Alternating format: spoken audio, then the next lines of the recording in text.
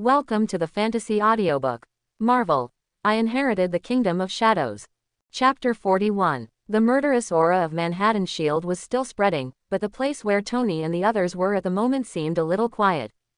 Bucky and Steve stood opposite each other, both of them seemed a little silent. It was a happy event for old friends to reunite, but they would fight each other as soon as they met, so the two really didn't know how to speak. Tony stood behind Bucky with his arms folded and didn't urge him. Instead, he watched this scene with interest. This was a famous scene he specially created. Watching the two fall in love and kill each other, he didn't know what the final result would be. Thinking with some evil taste. On the other side, Nick took a deep breath. When Bucky appeared, he knew his plan had failed. Whether Steve can deal with Tony is unknown. Now that Tony has another helper, Steve is even less likely to pose a threat to Tony. At this point in the battle, it is basically meaningless to continue, and the defeat of S.H.I.E.L.D. Nick felt helpless about this. Therefore, when Bucky and Steve were confronting each other, Nick took the initiative to walk out of the crowd and walked up to Tony.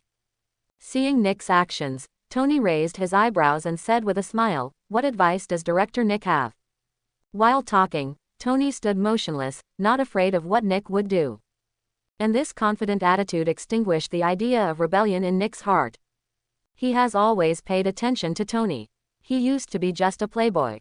Although he was a genius, he still didn't pay attention to him. But I don't know since when, he has become unfathomable, with a calm smile on his face forever. No matter what kind of troubles appear in front of him, he will not frown at all, making people unable to see the depth at all. To be honest, Nick hated this feeling, and even more hated Tony's confident attitude.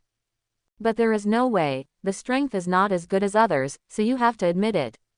Therefore, after listening to Tony's words, Nick slowly exhaled foul air and said, "Enough is enough, Tony. What happened today is already big enough, and it won't do you any good if you continue.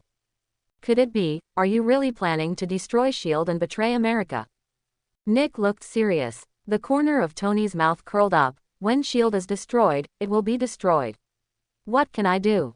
As long as there is money, it will be good for such an institution to support another one. Tony said nonchalantly. The corner of Nick's mouth twitched. Although the words were a bit harsh, he had to admit that what Tony said made sense. After all, this is a society of capital. With the two chaebol of Stark Industries and Aoshi Group under his control, Tony's social status in the United States has reached an extreme level. To put it bluntly, even the head of state of the United States may not be able to take advantage of him. It's not that the status of the head of state of the United States is not as good as Tony's. If it is true, the two can almost be equated. Therefore, Tony is qualified to say such a thing. I admit that you have this strength, but what good is it for you? You have already taken advantage of it enough today, stop it. Nick continued to persuade, but Tony remained indifferent. The reason why he insisted so much was not to get any benefits, or to really intend to destroy the S.H.I.E.L.D. Instead, he was testing the cards in Nick's hand. Although he didn't know much about Nick, he also knew from the memories of his previous life that this guy was just an old yinbi, and no one knew what cards he was hiding until he was in a desperate situation. At least Tony knew that he should still have an ultimate hole card hidden in his hand, but Tony was not sure, so now he just wanted to force Nick to reveal his whole card himself, and finally confirm it. After all, Marvel in the previous life was just a few movies to put it bluntly, but now it is a real world. The information inside may be true or false. Now that I have the opportunity to make sure, why should I give up? Seeing Tony's determination to destroy S.H.I.E.L.D., Nick went mad for a while. He couldn't figure out why Tony was so persistent. But there was no time for him to delay now, and every second of delay meant more people died. Call. Exhaling a turbid breath, Nick looked at Tony with a straight face as if he had made up his mind and said, "Tony, I admit that you are very strong, but S.H.I.E.L.D. is not a vegetarian. If you are still unwilling to stop, then don't blame me." As he said that, he did not know when an old-fashioned pager was added to his hand, and his finger had already landed on the dial key, and he might press it at any time. Tony, who had been watching his movements, narrowed his eyes slightly when he saw this scene, and his heart beat faster. He really has this phone number. Grass, it seems that the S.H.I.E.L.D. cannot be pushed too hard for the time being. Transcendents have existed since ancient times, but they were relatively rare in the past, and now there are more and more with the development of science.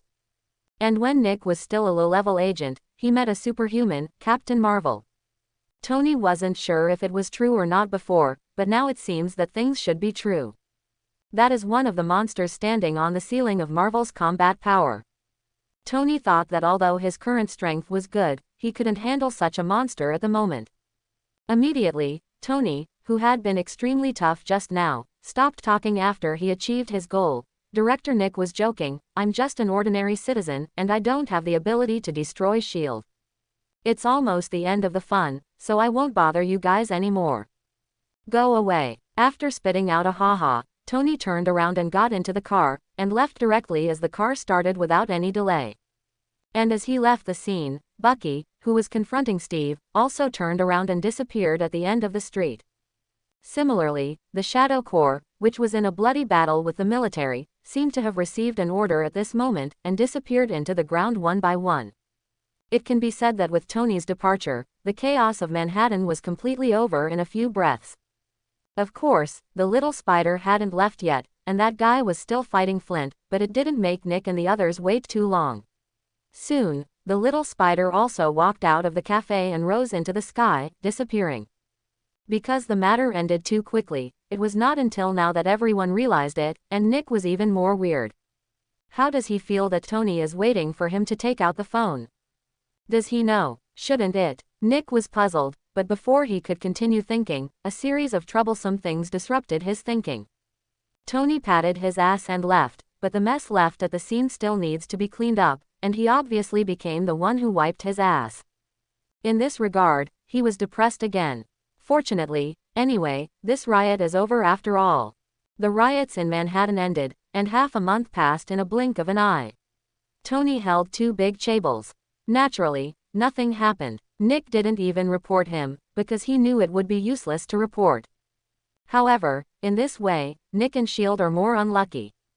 Manhattan, as the economic center of the United States, has such a vicious incident, and naturally someone needs to be responsible. Although S.H.I.E.L.D. is very strong, but due to 2 consecutive failures, they became well-deserved backers and were punished. Even S.H.I.E.L.D. was hurt by this. Among other things, Nick almost vomited blood just because the funds were cut off by a third. More importantly, due to a war that caused many people to suffer property losses, S.H.I.E.L.D., which was responsible for the blame, would naturally have to bear these losses. As for asking the U.S. government to pay the money, don't even think about it. In the words of the head of state of the U.S., whoever makes the mess will be settled. Therefore, S.H.I.E.L.D. had to come up with a sum of money to compensate the citizens. But an embarrassing thing came: S.H.I.E.L.D. had no money. As a behemoth, it is ridiculous that such a thing without money happened to S.H.I.E.L.D. But the fact is that, as a force all over the world, S.H.I.E.L.D.'s funds are already a bit stretched, and it depends on blood transfusions from the U.S. government on weekdays. Now that 1/3 of the funds have been cut off all of a sudden, S.H.I.E.L.D. is not even able to cover its own expenses, so where is the money to compensate the damaged people? So, even though things are ridiculous, S.H.I.E.L.D. is really out of money. When Nick heard the report from his subordinates, he was stunned. "What are you talking about? No money," Nick growled. His assistant nodded in fear, not daring to look into Nick's cannibalistic eyes. "Director, I can't help it. Our current funds are not enough for our S.H.I.E.L.D. internally. Next, we may have to cut down on food and clothing. How can we have money to compensate the people?" Speaking of this, the assistant's tone was full of grievances, and Nick immediately knocked his head with a headache. "I see, you go down first, I'll figure out a way about the money." After waving his assistant away, Nick sat down on the office chair slumped. He felt that he should be the most failed director of S.H.I.E.L.D., and it was ridiculous to worry about money. But the facts are in front of him, and he can't help it if he doesn't believe it. The most important thing now is to find a way to fill this hole. The riots in Manhattan didn't last long. If the compensation cannot be paid as soon as possible, it is unknown what troubles will arise. If there is a big parade at this time, then he can really step down. But where do you get your money? According to statistics, as many as 16 people were damaged this time. Although there is insurance to bear part of it, the part that S.H.I.E.L.D. has to compensate is not a small amount. Roughly estimated, at least nearly 20 billion yuan, which is still an underestimation. S.H.I.E.L.D.'s annual funding is only a few billion. Now that the funding has been cut by 1/3, another 20 billion will definitely drain S.H.I.E.L.D. Therefore, he must not make a decision from S.H.I.E.L.D., unless he wants to take everyone to drink the northwest wind. As for the government, there is no need to think about it. The head of the United States made a statement, and no one dared to give money. Apart from these two paths, the only thing left is to raise funds from the private sector. Thinking of this, Tony's figure suddenly flashed in his mind. Why do I want to wipe your ass, but you spend your days drinking and drinking? Thinking of Tony, who was the culprit this time, the more Nick thought about it, the more unbalanced he became. He didn't know where to get the money, but suddenly he made a decision, and he wanted Tony to make up the money. After making up his mind, Nick drove away from S.H.I.E.L.D. Stark Industrial Building. Tony, who has been around for a long time, came to the company again today to fish. To him, going to work is just fishing in another place. If Potts hadn't shown up for a long time and was called every day, he would never come to the company. In the office, Potts was reporting the company's latest situation to Tony in a serious manner. Tony seemed to be listening carefully, but in fact he didn't know where his mind was going. Natasha, who was the secretary, stood beside Tony with a serious face, looking serious, but if Potts took a step forward, he would find Tony's left hand on Natasha's lap. Soon, Potts finished reporting the company's situation, and looked at Tony, who was distracted, and frowned suddenly. Tony, can you be serious? After saying that, Tony came back to his senses, quickly withdrew his hand, and said with a sneer on his face, Potts, you know, I'm really not interested in these things. You are the CEO now, just make up your mind, don't ask me. Tony can kill people without blinking an eye outside, but facing the woman in front of him is really a little frightened. Not because of fear, but mainly because of embarrassment. For such a long time, Potts took care of the company, and he was the shopkeeper throughout the whole process. Although he has never managed a company, he knows how tiring it is to be in charge of such a large company as Stark. And this was all carried down by Potts. It can be said that Potts' hard work is inseparable from the fact that he can live so freely now. It is precisely because of this that Tony really has no confidence in facing Potts. This has nothing to do with strength, it is purely psychological. It's okay for the predecessor to face this situation. After all, the predecessor is a genius, and he can come up with a few inventions from time to time to help the company develop. But Tony can't do it. He doesn't have the brains of his predecessor, he is completely free. Listening to Tony's words, Potts was helpless. She found that Tony was getting lazy. If he didn't make 3 calls a day, this guy would not come to the company once a year. So, looking at the guilty expression on his face, Potts gave up struggling. Well, I won't make it difficult for you, but you have to promise me that you will come to the company for 2 days from time to time. After all, you are at the helm of the company. It's not good for the company if you don't show up for too long. No problem, I promise you. Tony agreed immediately, and Potts didn't stay in the office for too long, and left the office directly. As the actual helm of Stark Industries, she is much busier than Tony and has no time to talk nonsense with him. Watching Potts leave, Tony breathed a sigh of relief, when a pair of small hands rested on his shoulders. Natasha, who was acting serious just now, stood directly behind Tony, rubbing his shoulders, and whispering softly in his ear, I think Miss Potts is quite tired these days, how about I help her? While speaking, a bunch of murder weapons had been pressed on Tony's back, which made Tony enjoy it very much. However, in the next second, cold words sounded from his mouth, be your vase obediently, otherwise, you will know the consequences. Forehead. The charm on Natasha's face disappeared, and a trace of tension flashed in her eyes. Although Tony seldom came to the company during this time, he would ask her out occasionally, and the relationship between the two had improved by leaps and bounds. Originally, she thought that she already had some status in Tony's heart, but now it seems that she is still not as good as Potts, and she felt a little wrong for a while. Tony didn't pay attention to this at all, not to mention that Natasha is from S.H.I.E.L.D., even if she doesn't have any background, she is just a vase. It doesn't matter if you have fun once in a while, let her take care of the company, unless Tony's brain is flooded. Just then, a call came in. Mr. Tony, a Mr. Nick Fury is looking for you. Listening to the call from the front desk, Tony frowned, and a strange look flashed in his eyes. Nick, what is he doing here? Let him come up. Okay, Mr. Tony. After hanging up the phone, Tony turned his head and looked at Natasha behind him with a smile. Your immediate boss is here, do you want to meet? Hearing this, a trace of embarrassment flashed across Natasha's face, and she quickly said, no, you guys talk, I'll go out first. After speaking, he walked out of the office quickly. She has been here with Tony for a while, and not only did she not get any information, but she even put herself in it. Therefore, when she heard Nick's arrival, she was not at all happy. Instead, she was a little apprehensive, and naturally she didn't want to meet him. Regarding this, Tony didn't force it. He straightened his collar and waited silently. He wanted to see what Nick wanted from him. Soon, the door of the office was pushed open and Nick walked in. Tony didn't greet him either. He sat on the office chair carelessly, and said with a smile, a rare visitor, why is Director Nick coming to me when he is free? After finishing speaking, a trace of curiosity flashed in Tony's eyes. He really didn't guess Nick's reason for coming. And Nick was too lazy to procrastinate, not even interested in being polite. To tell you the truth, I came here today to find you for alms. Almsgiving. A strange look flashed across Tony's face. This guy actually knew the vocabulary of his hometown. Why, the mighty shield wants to beg for alms with me, a petty citizen. You are not a petty citizen. If the richest people are all petty bourgeois, then there will be no rich people in this world. Nick said something strange, and continued. To tell you the truth, during the riots in Manhattan last time, many citizens' properties were severely damaged, and we, SHIELD, are responsible for compensation.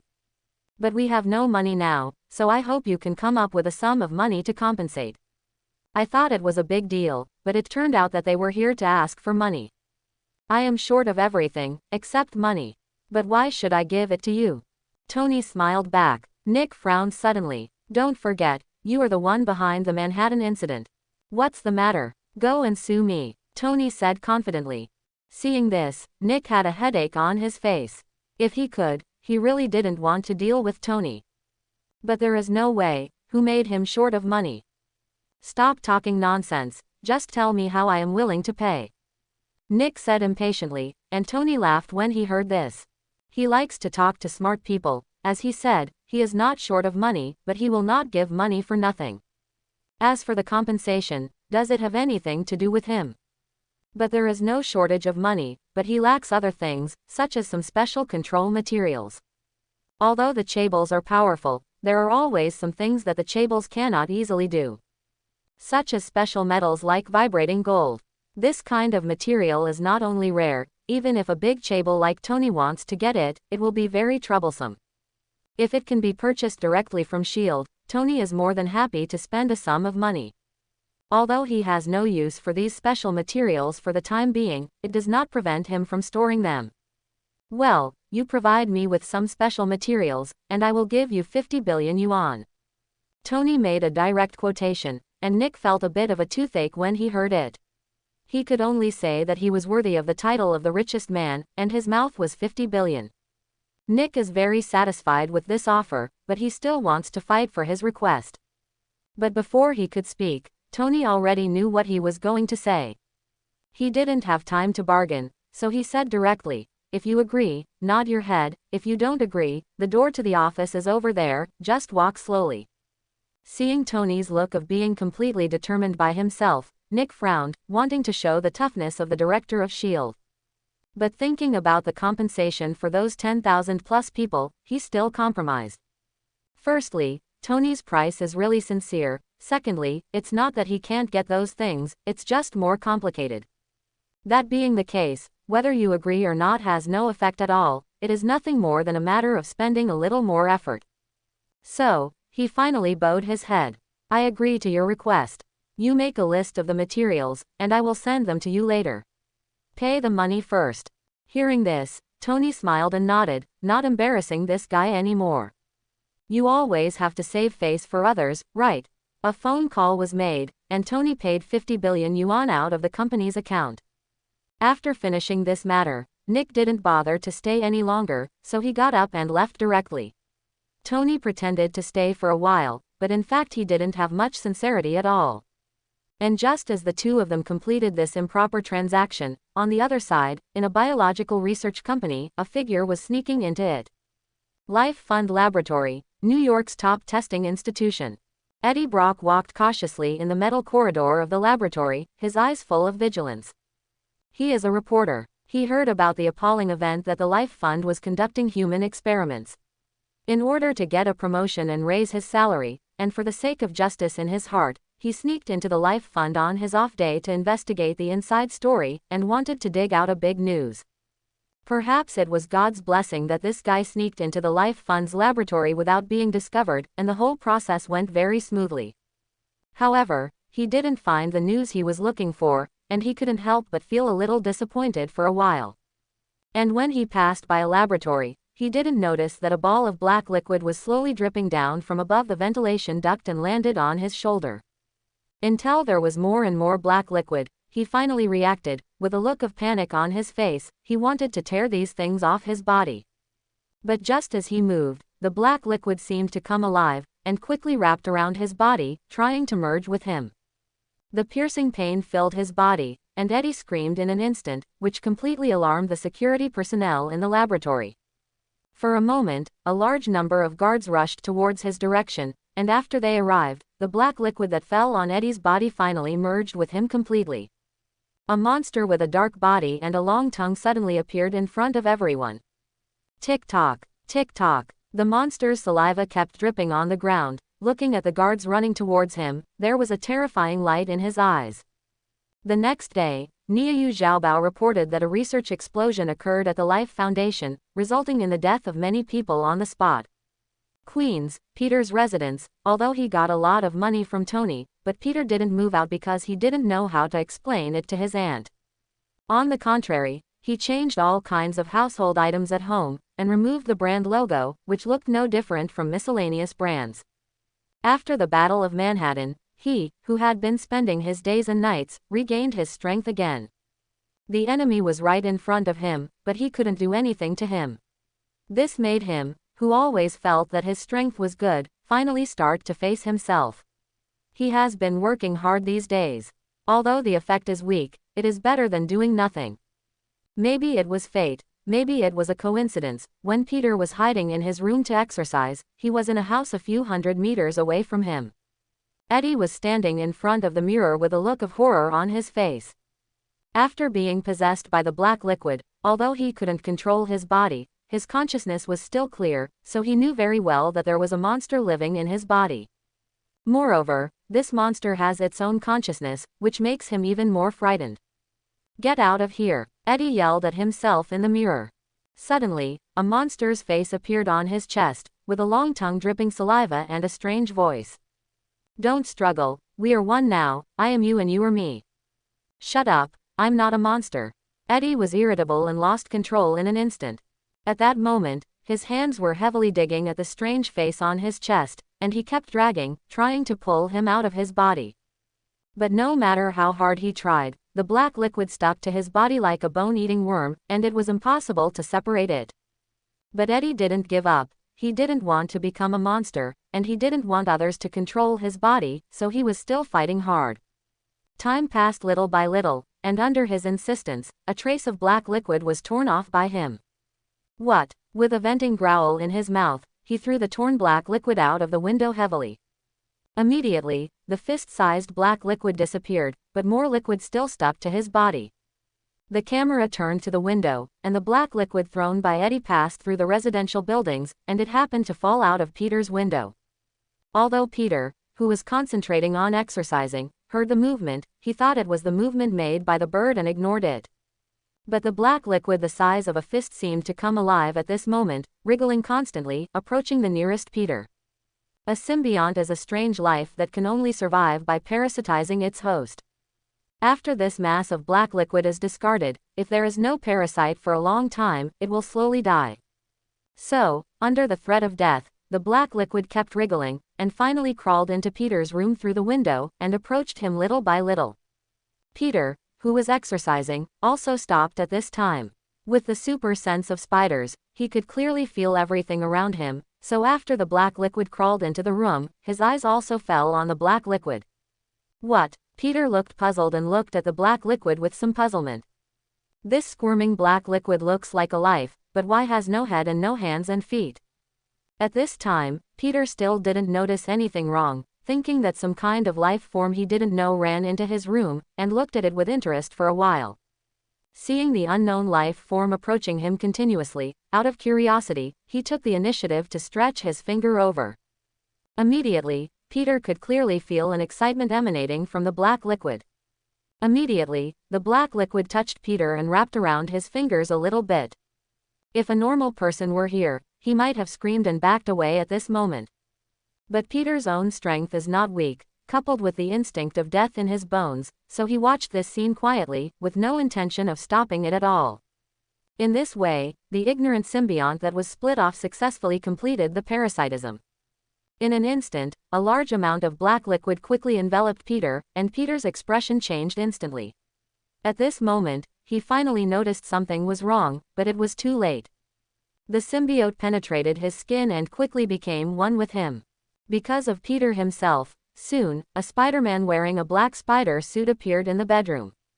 In front of the mirror, Peter had a thought, and the hood on his head melted automatically. Looking at his dark body in the mirror, he looked at his palm in disbelief.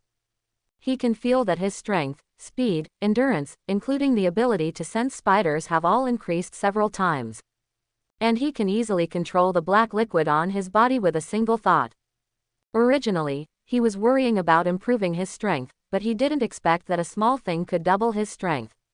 For a moment, he forgot the horror of the symbiote before, and a smile appeared on the corner of his mouth. Unlike the venom on Eddie, the venom on him is already a mature body, so it has self-awareness. But the venom on Peter's body is an ignorant symbiosis that was split off, without the existence of autonomous consciousness. If I had to describe it, it would be the relationship between a baby and an adult. The improvement in strength made Peter excited, but he calmed down soon. He wants revenge. Although his current strength can defeat the Sandman, he cannot destroy him, so he needs help. Thinking of this, Peter let the black mask cover himself again, and left the house. He's going to find Tony to see if he has any way to wipe out the Sandman completely. And just as he was going out, in the room a few hundred meters away, Venom, who was communicating with Eddie, suddenly turned his head and looked out the window. He felt the aura of the same race, as if a part of him had just been split off and became a new life. Suddenly, a roar came from the mouth of the Venom, and Eddie was taken aback. Before he could react to what happened, the Venom took over his body again, and went out through the window, chasing after his breath. He was going to see what was going on. He didn't mean to hide himself at all, and Venom directly exposed himself to the public. This immediately aroused the fear of the citizens on the street. There were screams of fear, and Peter, who had just left the door, couldn't help but look back when he heard the sound. Immediately, he saw a terrifying monster chasing him on the ground. At the same time, he also felt the same breath as the unknown life form he just came into contact with on the Venom. Immediately, Peter stopped involuntarily. He didn't make Peter wait too long, and soon, Venom came to stand not far from him. The two sides looked at each other, and the atmosphere seemed a little quiet. After a long time, Venom slowly opened his mouth and said, "The new symbiont, why don't you come out to meet me?" After the words fell, no one answered, and the atmosphere couldn't help but become a little awkward. Although the symbiote on Peter was split from him, after he merged with Peter, he became a new life and has nothing to do with Venom. Coupled with the ignorance of the freshman, it immediately created such an embarrassing scene. And Venom, who didn't get a response, was also angry at the moment. In his opinion, the symbiote in Peter's body was split from him, and he was born to listen to him. Now he ignores him, which is simply outrageous. Roar! A violent roar sounded. Venom took on an aggressive stance. Seeing this scene, Peter, who was still confused at first, suddenly entered a fighting state. Originally, he wanted to find out what kind of creature this thing was, but now, Seeing Venom's aggressive appearance, he immediately changed his mind, and took this guy down first, and then slowly studied it. Boom! There was a loud noise, and a large pit appeared on the ground. Peter's figure disappeared immediately, and he attacked the Venom. The fist appeared in front of Venom, and a strong gust of wind suddenly blew up, hitting Venom's face. Suddenly, the already angry Venom completely ignited the anger in his heart. In his opinion, the new symbiont has its own consciousness just like him, and now it not only ignores itself, but even dares to take the initiative to attack. In human terms, it is the next offense. At that moment, the Venom did not dodge or dodge, roaring and punching out, and suddenly, the fists of the two collided in midair. Boom! With a loud noise, the figure of Venom retreated again and again. With one blow, Venom fell directly to the disadvantage. Seeing this scene, Venom was stunned. Under what circumstances, a symbiont that just split from itself is actually stronger than itself? How is this possible? There was a storm in Venom's heart, with an expression of disbelief. As everyone knows, it is not the newborn symbiote in his heart who is fighting against him now, but Peter. Different from ordinary creatures, although the symbiont is powerful, it must live on the host if it wants to exert its strength. The strength of the host also affects the combat effectiveness of the symbiote. Just like now, although the Venom itself is powerful, but the host is just an ordinary person, not powerful, so although he can exert his own strength, there is no way to further enhance it. On the other hand, the newborn symbiote, although weak, Peter himself is strong, and the combination of the two produced a violent chemical reaction, and the strength was greatly improved. Therefore, Venom was completely suppressed at a disadvantage. Boom, boom, boom. There were loud explosions, and the two fought recklessly, like two human-shaped nuclear bombs, turning the entire street into a mess. The citizens on the street have already left one after another, even the residents in the houses have given up their residences and left the street. Soon, a large number of government personnel rushed to the scene and blocked it. The media and TV stations also came to the front line one after another to broadcast the battle live. Tony's villa. While he was basking in the sun on the balcony, he suddenly heard Jarvis' voice.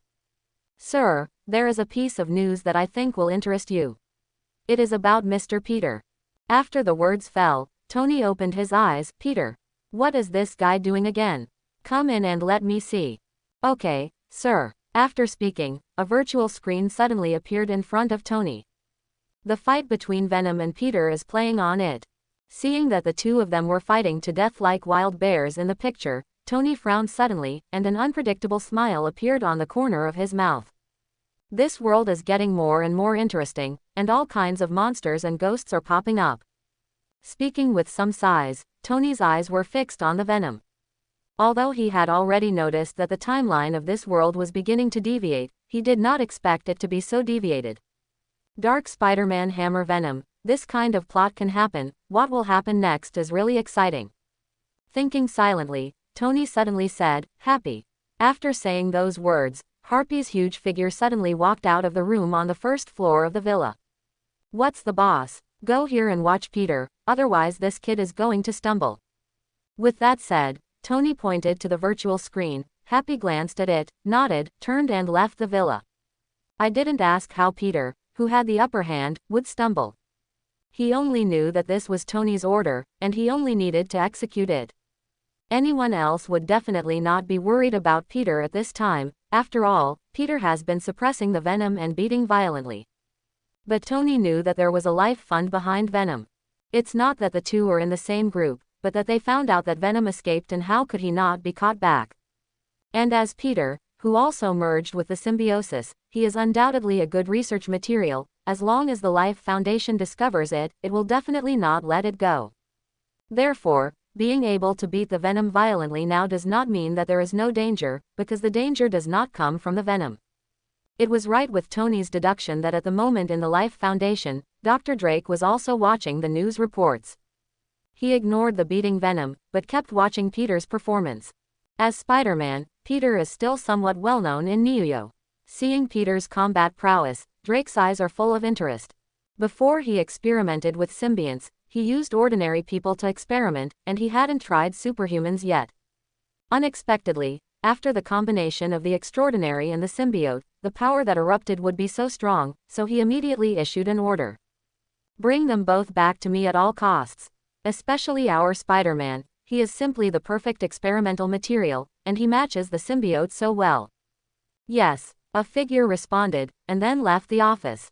On the battlefield, the fierce battle finally came to an end, and the ending was unsurprising, ending with Peter's victory. The venom lay on the ground and gradually retracted into Eddie's body. He couldn't figure out how the newborn symbiote in front of him could be so powerful. Peter walked over to Eddie, and Eddie, who regained control of his body, looked terrified. Don't come here, don't come here.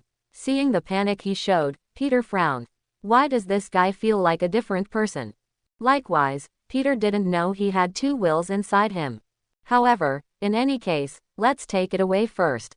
While thinking, Peter ignored Eddie's words at all, and directly stepped forward and slashed Eddie's neck with a knife, and Eddie passed out directly.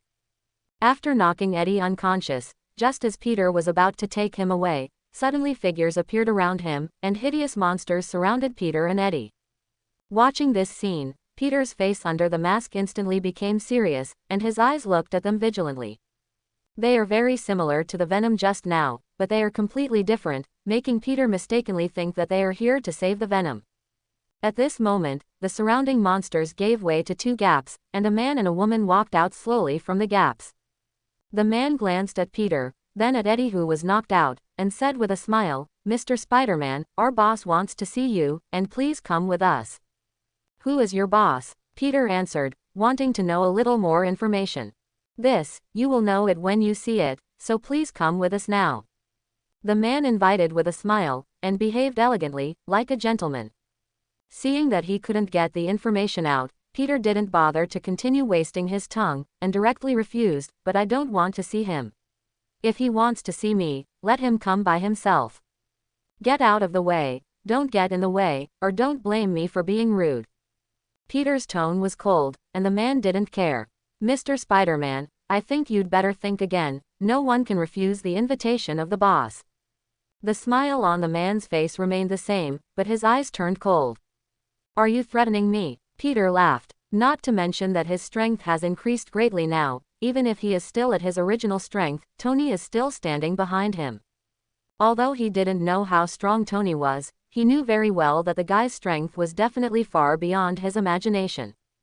Therefore, whether in the past or in the future, he has enough confidence to face anyone. This is the benefit of relying on the strong, and he speaks 3 points harder than others. "Since Mr. Spider-Man thinks it's a threat, then it's a threat, but you have to go with us today." The man raised his eyebrows and said without showing any weakness. Seeing this, a faint light flashed in Peter's eyes, and immediately, his figure disappeared in place in a flash.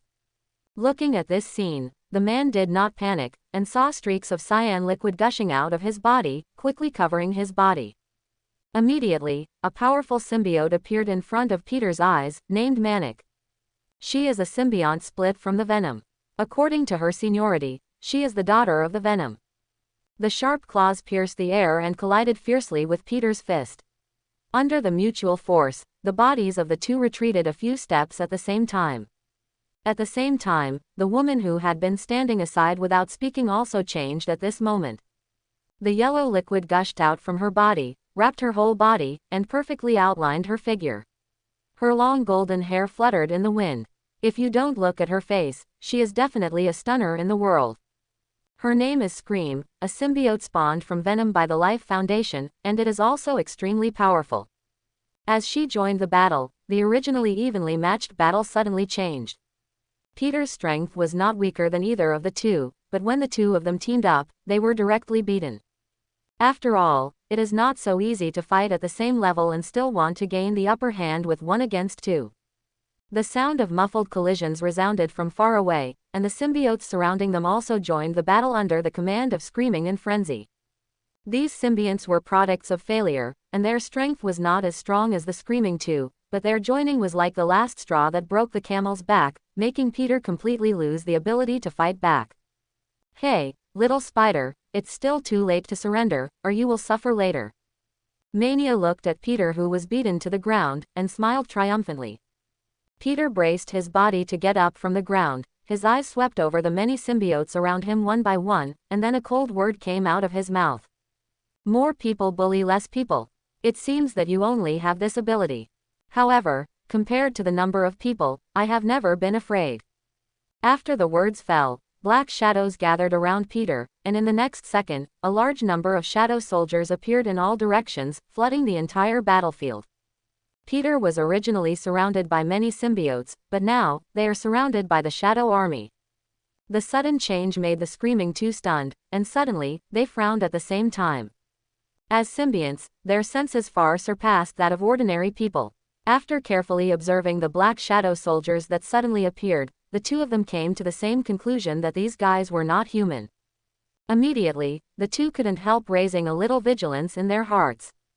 Kill. Get rid of them. The chilling words sounded in Peter's mouth, and the face under the mask looked extremely cold.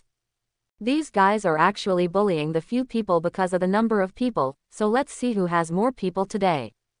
Thinking silently, Peter was full of confidence.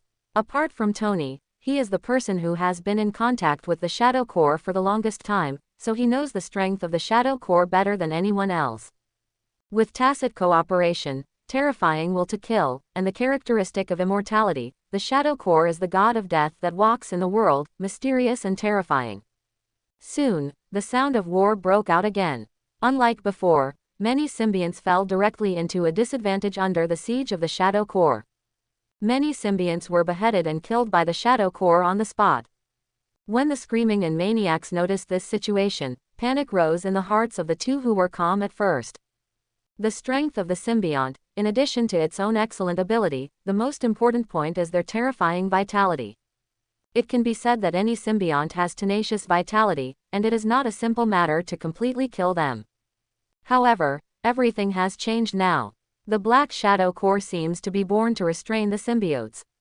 They didn't target their weaknesses. They just attacked and killed the vital points like attacking others, and easily killed many symbiotes.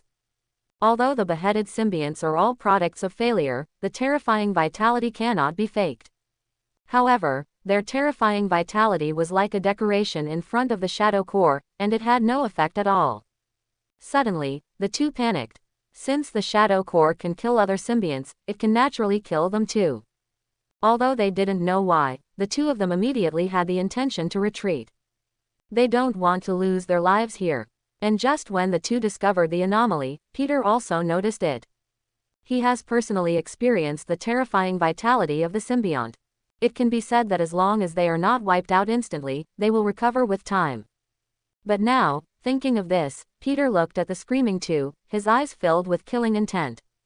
And just when Peter focused on the Screaming Two people, the two sensed his gaze for the first time. The faces of the two changed at the same time. They would not hesitate before doing this. Even with the help of the Shadow Core, they were confident in taking Peter down.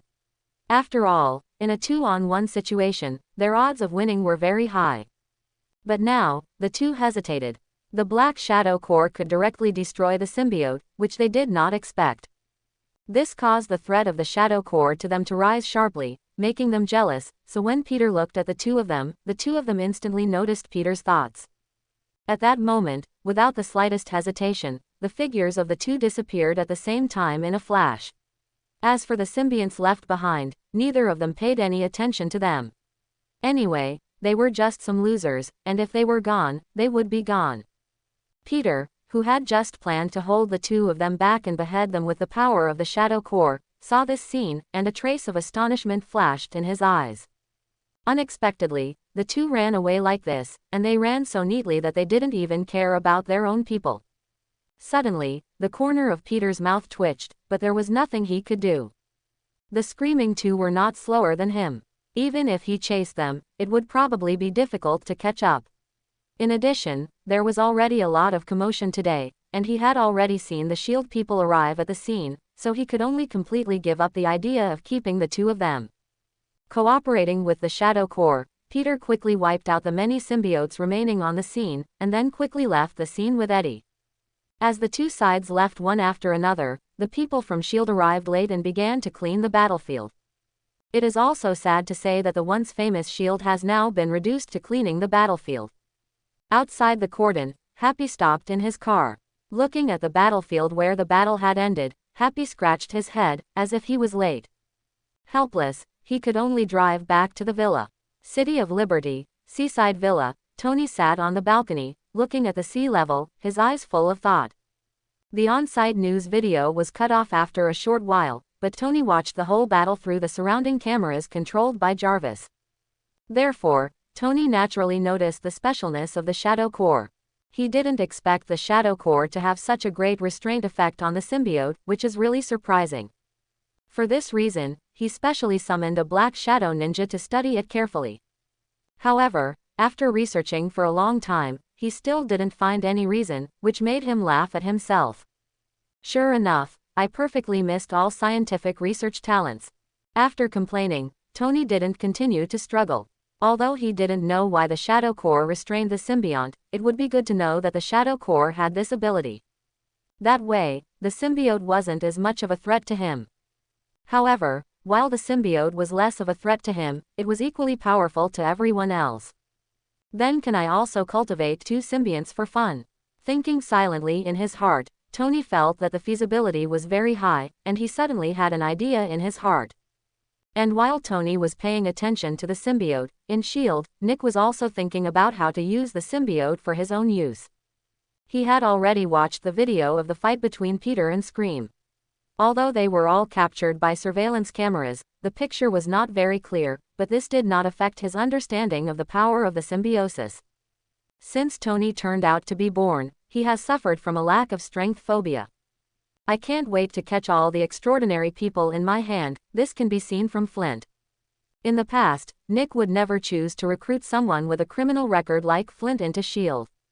But there is no way now. Niayu has 2 new superhumans appearing from time to time, but S.H.I.E.L.D. does not have enough power to suppress them. Every time it is reduced to an existence that cleans the battlefield.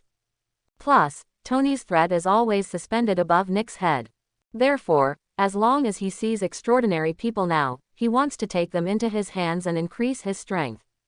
For this reason, he didn't even care much about whether the Transcendent lived in justice. Of course, he still has the bottom line that he should have. If the Transcendent is really bad, he can't absorb it. Although the symbiont looks a little scary, it can be attached to a person and is a good recruit. At this moment, the door of his office was pushed open, and the assistant walked in directly. "Director, I have sorted out the information you want. Read it." Nick didn't answer. The assistant nodded, opened the folder in his hand and said, "According to our investigation, those who fought Spider-Man are all members of the Life Fund. The man's name is Lee Price, and the woman's name is Donna Diego. They were just ordinary people a few months ago and didn't possess any extraordinary abilities. However, a few months ago, a space meteorite crash occurred, and that space meteorite was contained by the Life Fund. According to the news sent back by our intelligence agents in the Life Foundation, the people of the Life Foundation found an alien creature on that meteorite, called Venom, which is called a symbiote, which can reside on humans and allow humans to gain powerful power. After research, the people of the Life Foundation spawned or split a large number of symbionts from the Venom. The 2 who fought Spider-Man, one is called Screaming, and the other is called Manic. However, the original Venom escaped from the Life Foundation not long ago and possessed a reporter, the guy who was taken away by Spider-Man." After finishing speaking, the assistant closed the folder. Nick was silent for a while, then nodded silently and said, "I see, you go down first. This information is classified as top secret and sent to the archives." "Okay, Chief," the assistant responded, then turned and walked out of the office. After he left, Nick turned and sat back in the office chair, and said to himself, "It seems that I have to have a good chat with Drake." While talking, he dialed Drake's phone and asked him to meet. After identifying himself, Drake finally agreed to the meeting. At this moment, in Tony's villa, seeing Peter who walked into the villa with Eddie in his arms, Tony also had a smile on his face. As the saying goes, Sleepy came to send a pillow, and just as he was about to play with the 2-person symbiosis, Peter brought Eddie. As the source of the symbiosis, with the existence of Venom, then I don't need to make a big fuss about the symbiosis. Good job, send it to the basement. He patted Peter on the shoulder and praised him, which immediately made Peter feel flattered, and quickly responded, "Good Mr. Tony." After sending Eddie to the Underground Research Institute, Peter returned to the living room. Tony, who was sitting on the sofa, looked at him and said with a smile, "I have a meritorious service and a penalty. You send this guy here. If you have a meritorious service, tell me what you want." Hearing this, Peter's heart twitched, and the thoughts in his mind quickly spun. The money in his hands has not been spent yet, so he doesn't need it for the time being. His strength, after merging with the symbiont, has improved a lot. Thinking of other things, Peter suddenly remembered the performance of the Shadow Core. He smiled shyly at the moment. "Can I master another part of the Shadow Core?" Peter said with some embarrassment. Although he has a part of the authority to summon the Shadow Core, but only the Shadow Ninja. He knew Tony had other regiments in his hands. Having seen the power of the Black Shadow Ninja, he is also very envious of other Black Shadow Corps, especially today's performance of the Black Shadow Corps is amazing, so he made this request. Hearing this, Tony glanced at Peter with a half smile. This little guy is very greedy. But it doesn't matter, the authority of the Shadow Corps can be withdrawn by oneself at any time, all in one's own mind, so giving Peter more authority, Tony has no loss. Immediately nodded and said, "No problem, then I will give you the control authority of Claw Shadow." After speaking, Tony stood up and patted Peter on the shoulder.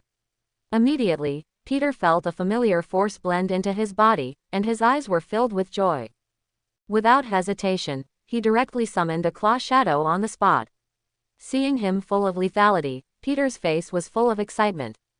With the shadow of the Claw, he believed that if they encountered today's siege again, none of those people would even try to escape. Without staying too much in the villa, Peter left the villa quickly. After he left, Tony also asked Jarvis to call Reed. He doesn't have the ability to study symbionts, so it's best to leave professional matters to professionals. Asking Reed to come over, Tony didn't say much, and hung up the phone directly. 20 minutes later, Reed appeared at the door of the villa. Before he could knock, the door opened, and Jarvis' voice sounded in the villa. "Welcome, Mr. Reed." "Thank you," Reed said politely, walked into the living room, looked at Tony who was making tea, and smiled. "Boss, what's the matter in such a hurry to find me?" "Did you watch the news?" Tony asked a question without thinking, and Reed was confused, and then smiled awkwardly. "I have been busy with research during this time, and I haven't paid much attention to the outside world." Nodding his head to express his understanding, Tony asked Jarvis to call up the news, and the video of the battle captured by the surveillance camera was played. After reading it, Tony finally got down to business. "Those monsters are called symbiotes, creatures from outer space. Now I happen to have one in my hand. I want you to study it and make this thing a little more." Listening to the request, Reed remained silent, his eyes filled with thought. Tony didn't rush, and waited quietly. After a long time, Reed took the initiative to say, "Boss, your request should be fine, but my current research is nearing completion. I don't want to be distracted now. Can you take it easy for a while?" Hearing this, Tony was a little disappointed. He was still looking forward to what would happen if he added symbiosis to the Shadow Core. But now it seems that it may take a while to achieve this goal. "Okay, no problem, let's study after you finish this study. However, is your project progressing so fast? It's about to produce results now." Tony was a little curious. Immediately, a smile appeared on Reed's face. "I didn't expect it to go so smoothly, but it's all thanks to the boss. If it weren't for your strong support, my research would not be so fast." Reed didn't mean to flatter at all when he said this, but he really expressed his feelings. Backed by a top table, that feeling is so refreshing. Whatever material I want, someone will deliver it the next day. Whether it is controlling materials or cherishing materials, there is no delay at all. Looking back, when I was researching, I had to ask my grandpa to tell my grandma for some materials. The current state of research is simply what he has dreamed of. He only needs to devote himself to research, and others will take care of everything else for you. Tony still enjoyed Reed's flattery, and now he curiously asked a few more questions about the progress of the research. Reed naturally knew everything, and the two had a very pleasant chat for a while. At the same time, on the other side, the Life Foundation, Drake's office, Nick walked in under the leadership of the secretary. Drake was thin, but his body was filled with a trace of vigor. If he didn't know he was a scientist, Nick would almost think he was out of the army. He reached out his hand to signal Nick to take a seat. After the secretary served 2 cups of coffee, he turned and left the office, leaving only 2 people sitting opposite each other. Director Nick, I've heard of your name for a long time. I don't know what you were looking for today. Drake picked up the coffee on the table and took a sip, smiling. Nick didn't play tricks either. The West wasn't as reserved as the East, and he didn't want to waste time either. I came here for only one purpose, and that is to cooperate with you. Huh, cooperation for what? Drake seemed puzzled. But Nick could tell at a glance that the guy was playing dumb with himself. Mr. Drake, since I'm here, I naturally understand the situation. Everyone is a smart person, so don't take me for a fool. Nick said unceremoniously, and a faint light flashed in Drake's eyes. Since Director Nick said so, then I'm not being polite. I don't want to cooperate with any forces yet. If there is nothing else, please go back. Drake is an ambitious person, and the symbiote is his secret weapon. How could he rashly cooperate with other forces? Not to mention an official organization like S.H.I.E.L.D. So from the very beginning, he never thought of cooperating, and the reason why he agreed to meet was just to give S.H.I.E.L.D. a face. As for such a situation, Nick can be said to have expected it a long time ago. At this moment, there is still Drake's personality analysis report on his desk. Therefore, in the face of Drake's refusal, Nick said calmly, "Don't draw conclusions too early, whether to cooperate or not, I'm afraid it doesn't matter if you say it." Are you threatening me? Drake narrowed his eyes slightly, emitting a dangerous light. Nick knocked on the table and said in a deep voice, "I'm not threatening you, but Tony from Stark Industries is threatening you. Maybe you don't know yet, the Spider-Man who fought against you before is his man." Nick's voice was neutral, without the slightest emotion, just stating a fact. After Drake finished listening, his eyes shrank sharply. Since he researched the symbiosis, he has been overwhelmed by the power of the symbiosis. In his opinion, there is no power more powerful than the symbiosis in the world. However, when he fought Spider-Man, his cognition was completely broken, and the Shadow Core completely killed the symbiote with some cold weapons, which surprised Drake. Obviously, the symbiote was restrained by the Shadow Core, so after Nick told him that Spider-Man was from Stark Industries, he couldn't sit still. Because this means that once Stark Industries targets them, the Life Foundation may suffer heavy losses due to restraint. Thinking of this, Drake's thoughts changed unconsciously. "How do you want to cooperate?" Drake said in a deep voice, but Nick didn't answer the question directly, but asked rhetorically. "How is your research on the symbiote going? If you don't mind, can you tell me about their ability characteristics? After all, only by knowing ourselves and the enemy can we formulate the most suitable cooperation plan. What do you think?" Nick laughed and asked for the core information of the Life Foundation. If there is no situation where the symbiote is restrained, Drake will ignore him and dare to tell him to go. But now, with the threat of Stark Industries on his side, no matter how dissatisfied he was, he still couldn't refuse S.H.I.E.L.D.'s cooperation. Because he knows very well that the restrained symbiote is not very threatening. Once it confronts Stark Industries, it will shed its skin even if it is not dead. Forcibly suppressing the anger in his heart, Drake took a deep breath, and then said in a cold tone. "The symbiont is a kind of alien creature, but because of its racial characteristics, it cannot survive alone. It must reside on a human body to achieve a symbiotic relationship. According to our research, the stronger the boarder is, the stronger he will be after boarding. You can understand the symbiosis as a game cheat, and the fusion of the symbiosis is equivalent to cheating." Hearing this, Nick's eyes lit up. He didn't expect the strength of the symbiote to be related to the boarder. For a moment, the figures of Flint and Captain America flashed in his mind. The two of them are extraordinary people. If they merged into a symbiosis, wouldn't their strength be greatly enhanced? With their strength, once they are strengthened, even if they lose to Tony temporarily, they won't be as helpless as they are now. A series of thoughts flashed through his mind, but Nick didn't show it, because there was still something to be confirmed. According to my observation, all symbionts have their own consciousness. After boarding, who is the master and who is the assistant? This is very important. If the symbiont is the mainstay, Nick would not dare to try it.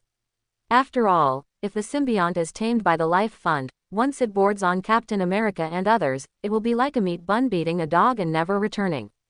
Hearing this question, Drake also knew what he was worried about, but he didn't explain it. He just explained. After the average person merges with the symbiote, they usually rely on the will of the boarder, but when fighting, they rely on the will of the symbiont. However, if it is a powerful guy, after fusing with the symbiont, he will basically rely on his own will. Unless the strength is too weak and the will is weak, the symbiont will turn against the host. Listening to the explanation, Nick nodded without any indication. He couldn't fully believe Drake's words. Therefore, whether what he said is true needs to be verified later. The last question, can the symbiosis change a person's will? After finishing speaking, the expression on Nick's face became more cautious. After all, there is an extra will in the body, and no one knows whether the boarder will be affected by the symbiosis. After all, the symbiote has a ferocious appearance, and it is a villain in any way. If it weren't for the pressure brought by Tony, to be honest, Nick would never consider accepting the symbiote. But unfortunately, without ifs, Tony's existence has been pressing on his heart like a mountain. He must do everything possible to increase his strength before he can fight Tony. Otherwise, being suppressed by Tony every time, but unable to stop some of Tony's excessive actions, Nick really doesn't want to experience this feeling again. We also have research on this point. Speaking of this, Drake paused, because what he said next involved human experiments. As we all know, human experimentation is illegal, so he is considering whether to speak out. Seeing his appearance, Nick frowned, knowing what he was worried about when he turned his mind, so Nick immediately opened his mouth and said, "I just want to know the results of the research, I'm not interested in other things." After getting the promise, Drake was relieved a lot, and immediately nodded slowly and continued, "The symbionts themselves have no concept of good and evil. They are neutral existences. If the boarders are pure-minded, they will naturally be good people. But if the symbionts are evil-minded, then they are demons." After getting the answer he wanted, Nick nodded, and Drake continued to ask at this moment, "Now you can tell me how you plan to cooperate." "Nature," Nick said calmly. "You provide symbionts, and we, S.H.I.E.L.D., send boarders and train strong ones to deal with Stark Industries." Nick's plan was simple, and Drake frowned after hearing that. "Then what can I get?" "Your cooperation plan. The benefits are all your S.H.I.E.L.D., and my Life Foundation has been giving." "That doesn't meet the criteria for cooperation." Drake's words were full of coldness, obviously very dissatisfied with S.H.I.E.L.D.'s practice of only taking benefits and not paying. "You can't say that. Our S.H.I.E.L.D. will be responsible for containing Stark Industries and ensuring your safety. Isn't that enough?"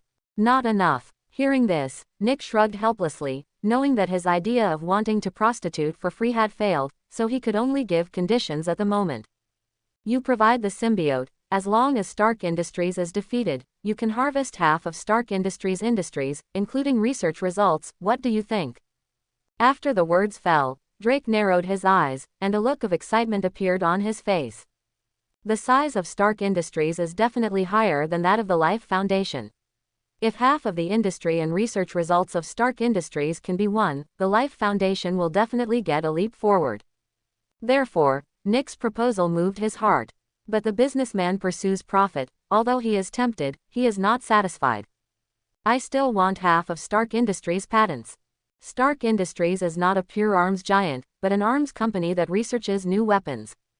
The patents it owns are like a vast cloud, countless, and any one is enough to support a company, let alone half of them. If these things can really be harvested, the Life Foundation will become the next cable giant, enough to influence the situation in the United States and the world. Therefore, his request can be said to be too much, but beyond his expectations, Nick actually agreed, which made people feel unreal, even though he had to leave all the research materials of the symbiont. But in Drake's view, it's all worth it. After some discussions, the two parties finally reached a cooperation, and Nick did not continue to stay at the Life Foundation, and soon got up to leave. Leaving the Life Foundation, Nick got into the car, and his assistant drove back to S.H.I.E.L.D. On the way, the assistant hesitated and said, "Director, why did you give such a good condition? If we can really win Stark Industries, can't we incorporate it ourselves? Why should we distribute it to outsiders?" Hearing this, Nick couldn't help but smile with his eyes closed. You also said that the conditions for winning Stark Industries can only be fulfilled. Then do you think we can win Stark Industries? Nick's rhetorical question made the assistant stunned for a moment, and at this moment he suddenly realized that all the conditions Nick promised were based on winning Stark Industries. But if he didn't win, then all the conditions he said would be empty promises. And does S.H.I.E.L.D. have the strength to take down Stark Industries? Thinking of this question, the figure of Tony and the previous collisions between S.H.I.E.L.D. and him suddenly appeared in the assistant's mind. After some comparison, he found desperately that it seemed impossible to take down Stark. First of all, Tony must be solved, otherwise, as long as Tony exists, Stark will be as stable as Mount High. When he came back to his senses, the assistant glanced at Nick with a strange smile on his face, and then at the Life Foundation outside the car with pitiful eyes. They may still be dreaming, but they don't know that such things as dreams can only be imagined and cannot be realized at all. Closing his eyes, Nick felt very comfortable, but there was also a trace of regret behind it. Although he wrote a blank check, he still hoped in his heart that he could win Stark Industries and solve Tony. After all, Tony's threat is too great. So, while his promise is slim, it's not hopeless. Shaking his head and getting distracted thoughts out of his mind, Nick considered who should integrate the symbiote. He doesn't have many candidates now, only Flint and Captain America in total. Since I am very unfamiliar with the symbiont, choosing anyone would require taking great risks, so this matter needs to be carefully considered. On the other side, in Tony's villa, the conversation between Tony and Reed had ended just as Nick and Reed had reached a cooperation. Watching Reed leave the villa and go back to continue working on his project, Tony looked away, lost in thought. Reed didn't have time to study symbiotes, but Tony didn't want to waste time. After all, if more symbionts can be spawned, it will be extremely objective for the growth of his subordinate's strength. So, he didn't want to procrastinate. But who else but Reed can study symbiotes? After thinking about it for a long time, Tony found desperately that he didn't seem to know someone in this field. Even if he had the memory of his previous life, it was useless. After all, his understanding of Marvel is smattering, not to mention that because of his appearance, Marvel's plotline has already been changed in a mess, so he can't find scientists suitable for studying symbiotes. Although a little disappointed, his goal remains the same. Symbionts must multiply quickly, delaying time is wasting life. Since I can't research it myself, I should grab other people's research results. Anyway, I am not the only one who studies symbionts. The same is true for grabbing other people's research results, and it saves time for myself. Jarvis, help me contact Norman and Peter.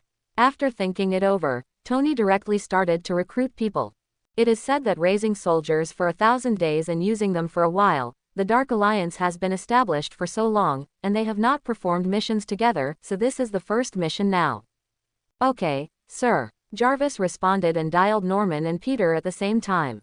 Soon, the two who got the order rushed to Tony's villa, and Happy and Bucky were also called out of the room by Tony, waiting in the living room. 20 minutes later, a black figure leapt into the office from the balcony. In order to go faster, Peter chose the quickest way. A few minutes later, a luxury car stopped at the entrance of the villa, and Norman in a suit walked directly into the villa. Soon, the people gathered. Tony looked at everyone and nodded with satisfaction. Everyone, long time no see. Greeted with a smile. The crowd rolled their eyes. It wasn't long before Peter met, and Bucky and Happy basically stayed in the villa now, never going out for nothing. Although Norman has not been to the villa for a long time, Tony, as the major shareholder of Aoshi Group, often meets with him when he goes to inspect.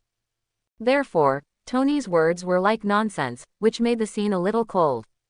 Cough cough. With a light cough, Tony also felt a little embarrassed, but he quickly adjusted. I called you here today, and there is one thing you need to do. The Life Foundation has recently studied a creature called a symbiont. I need all their research materials. Remember, it's all, so I need you to join hands. Is there any problem? After the words fell, Bucky and Happy nodded directly without saying a word. These two old fools stayed with Tony every day, and they had long developed the habit of obeying. What Tony said, they did, so of course they had no opinion. Because Peter has been in contact with the symbiote, he knows that the Shadow Core can restrain the symbiote, so he also has no opinion. Anyway, there are restraints, even if you don't win, you won't lose, so he is naturally not afraid.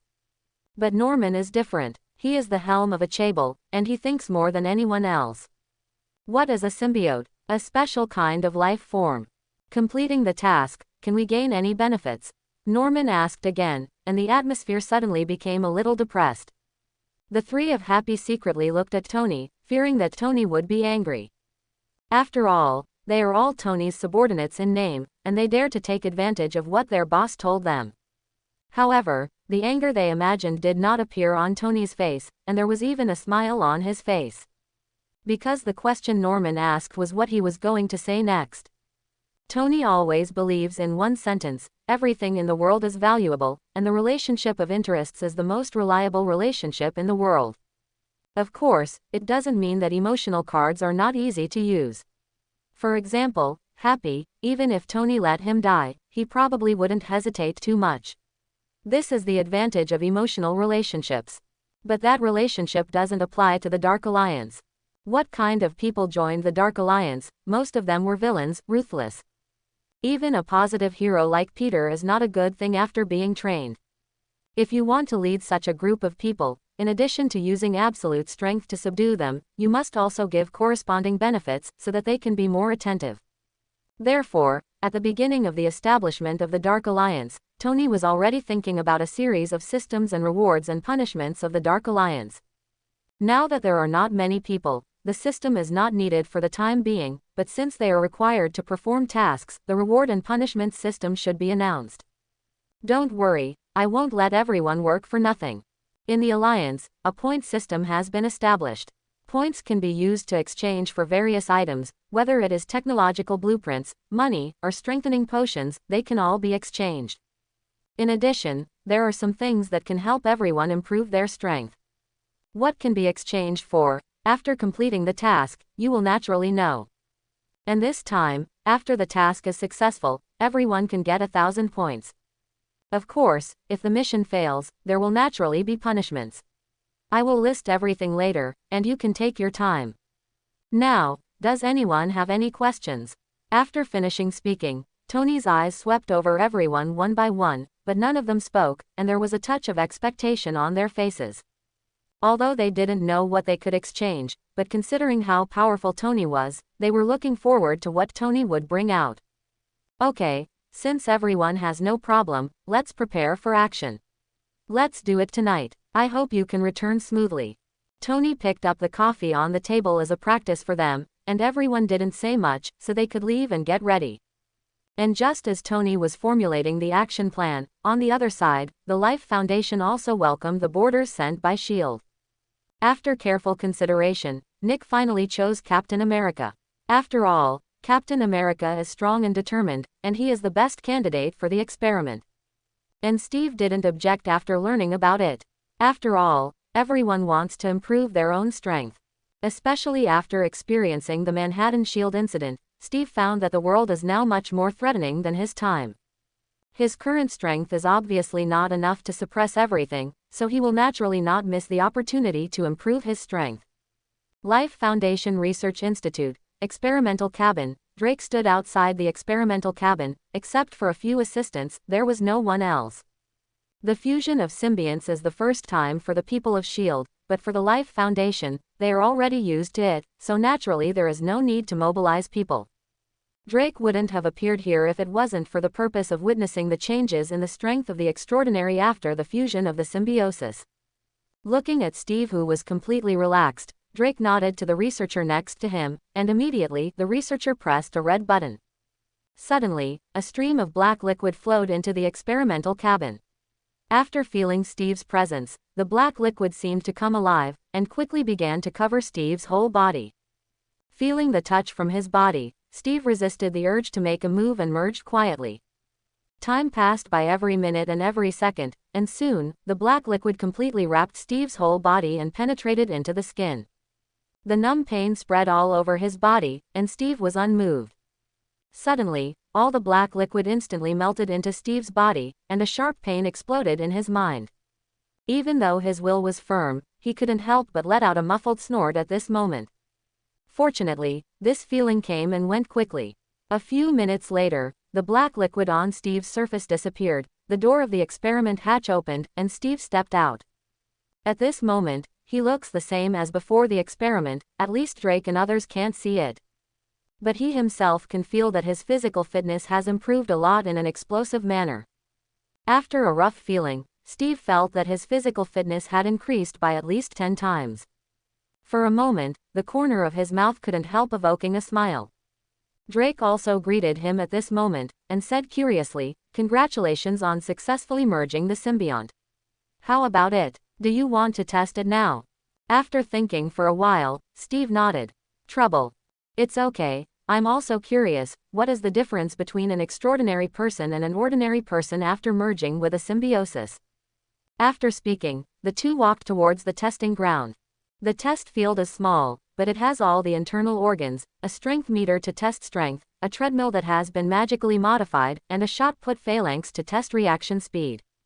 Without Drake's call, Steve walked directly to the power meter, without any hesitation, and punched out directly. Boom! There was a loud noise, and with a twitch of the eyelids of Drake and the others, they saw the number on the strength meter change rapidly, and in the blink of an eye, they had reached the limit value of the strength meter, 10 tons. Snapped. There was a crisp sound, and the strength meter exploded, but it exceeded the upper limit too much, so the strength meter could not admit it. Seeing this scene, Drake and the others gasped suddenly. The force of a punch exceeded 10 tons, and this didn't seem to be Steve's limit. What kind of monster is this? Under everyone's shocked gaze, Steve drove on the modified treadmill again, and turned on the highest gear directly. Soon, Steve's figure turned into an afterimage, making it impossible to see clearly, and those who didn't know thought he had seen a ghost. Hiss! Everyone's voices sounded one after another, everyone swallowed dryly, and sighed in their hearts, is this guy still a human? With the previous lessons learned, Steve almost stopped this time, but when he got off the treadmill, everyone saw smoke rising from the treadmill, and another one had to be scrapped. In the shot put phalanx of the final test, there is no doubt that Steve passed again perfectly. His reaction speed is already extremely fast. Even if he doesn't use the fusion symbiote, he can easily escape the shot put square, let alone now. In general, this test did not test anything useful at all, which made Drake feel a little helpless. But no one doubted Steve's strength. As far as he is concerned, although this test did not get any useful data, it gave him a more accurate understanding of his body, which is quite satisfactory. Life Foundation, Periphery. The sky gradually dimmed, and the moonlight began to cover the earth. Teams of patrol personnel vigilantly patrolled every corner of the Life Foundation. Because of the previous reminder, Drake had already issued a strict order, so no one dared to relax their vigilance. Time passed by little, and suddenly there was a sound of breaking the sky in the dark night. It was as if something flew over their heads. Before everyone could take a closer look, suddenly, a roar came from the distant sky, accompanied by a piercing and strange laugh. Wah ha ha ha! A green figure stepped on a flying skateboard and rushed directly into the Life Foundation. Seeing this scene, the expressions of the people in the Life Foundation changed, and they shouted loudly one by one, "Enemy attack! Enemy attack!" While warning, everyone turned their guns and aimed at the figure in the sky.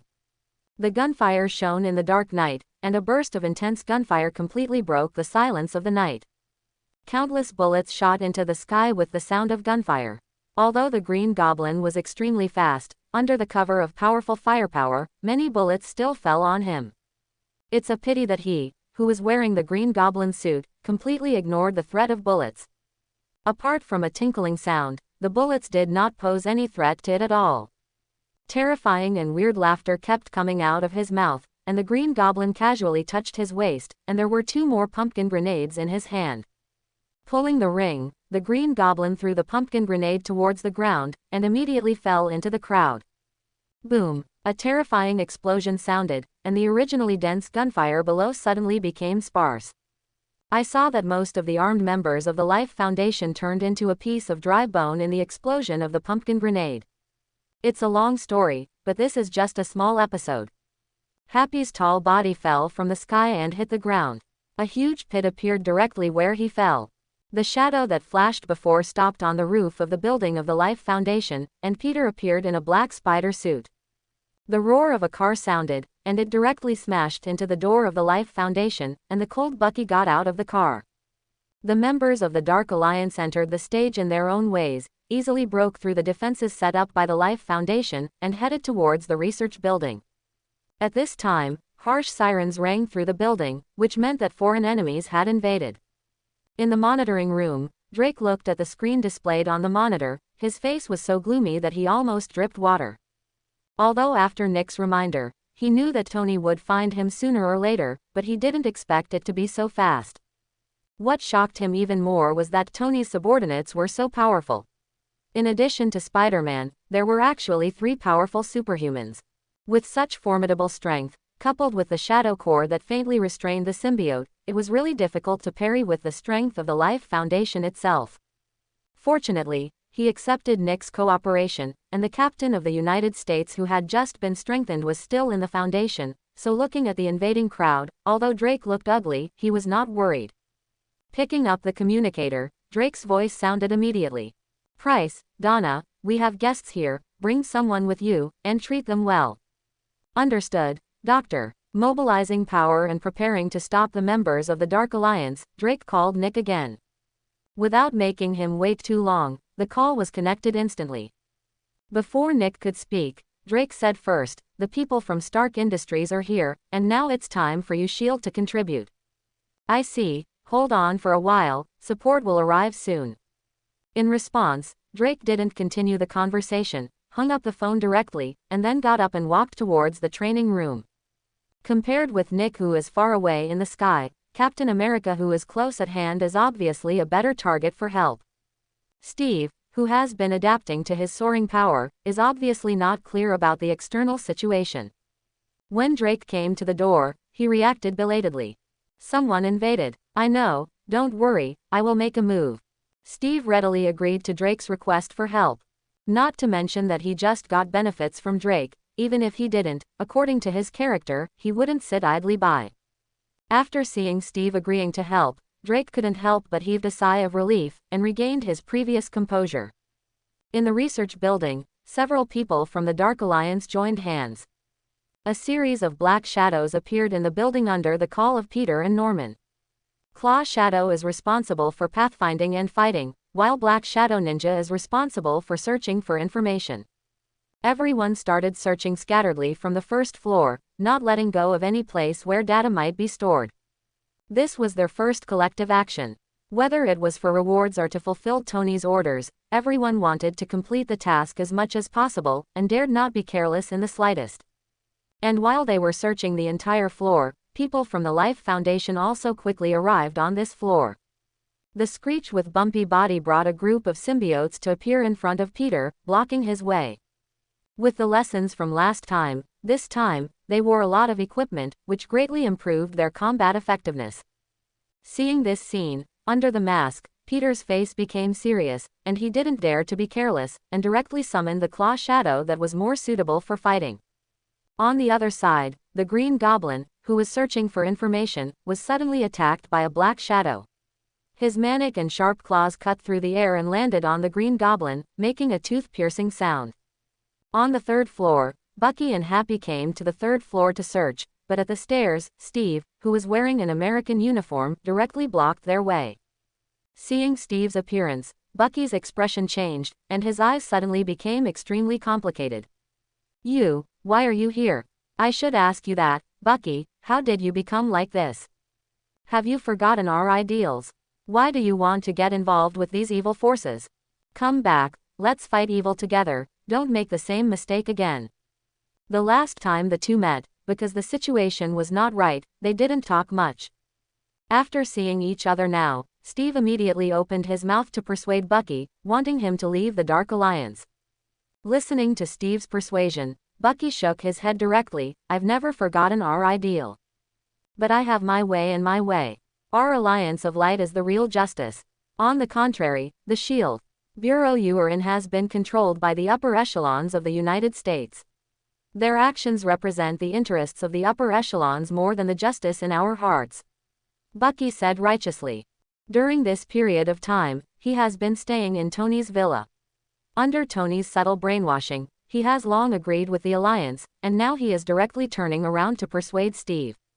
Looking at the obsessive Bucky, Steve's eyes suddenly became firm, and he made up his mind and said, "You have gone astray, and I won't allow you to make the same mistakes again and again. Since you don't want to leave, then I can only take you back first." With that said, Steve was ready to do it. And just after his words fell, Happy, who had been waiting impatiently, suddenly said loudly, "If you want to hit it, how can there be so much nonsense?"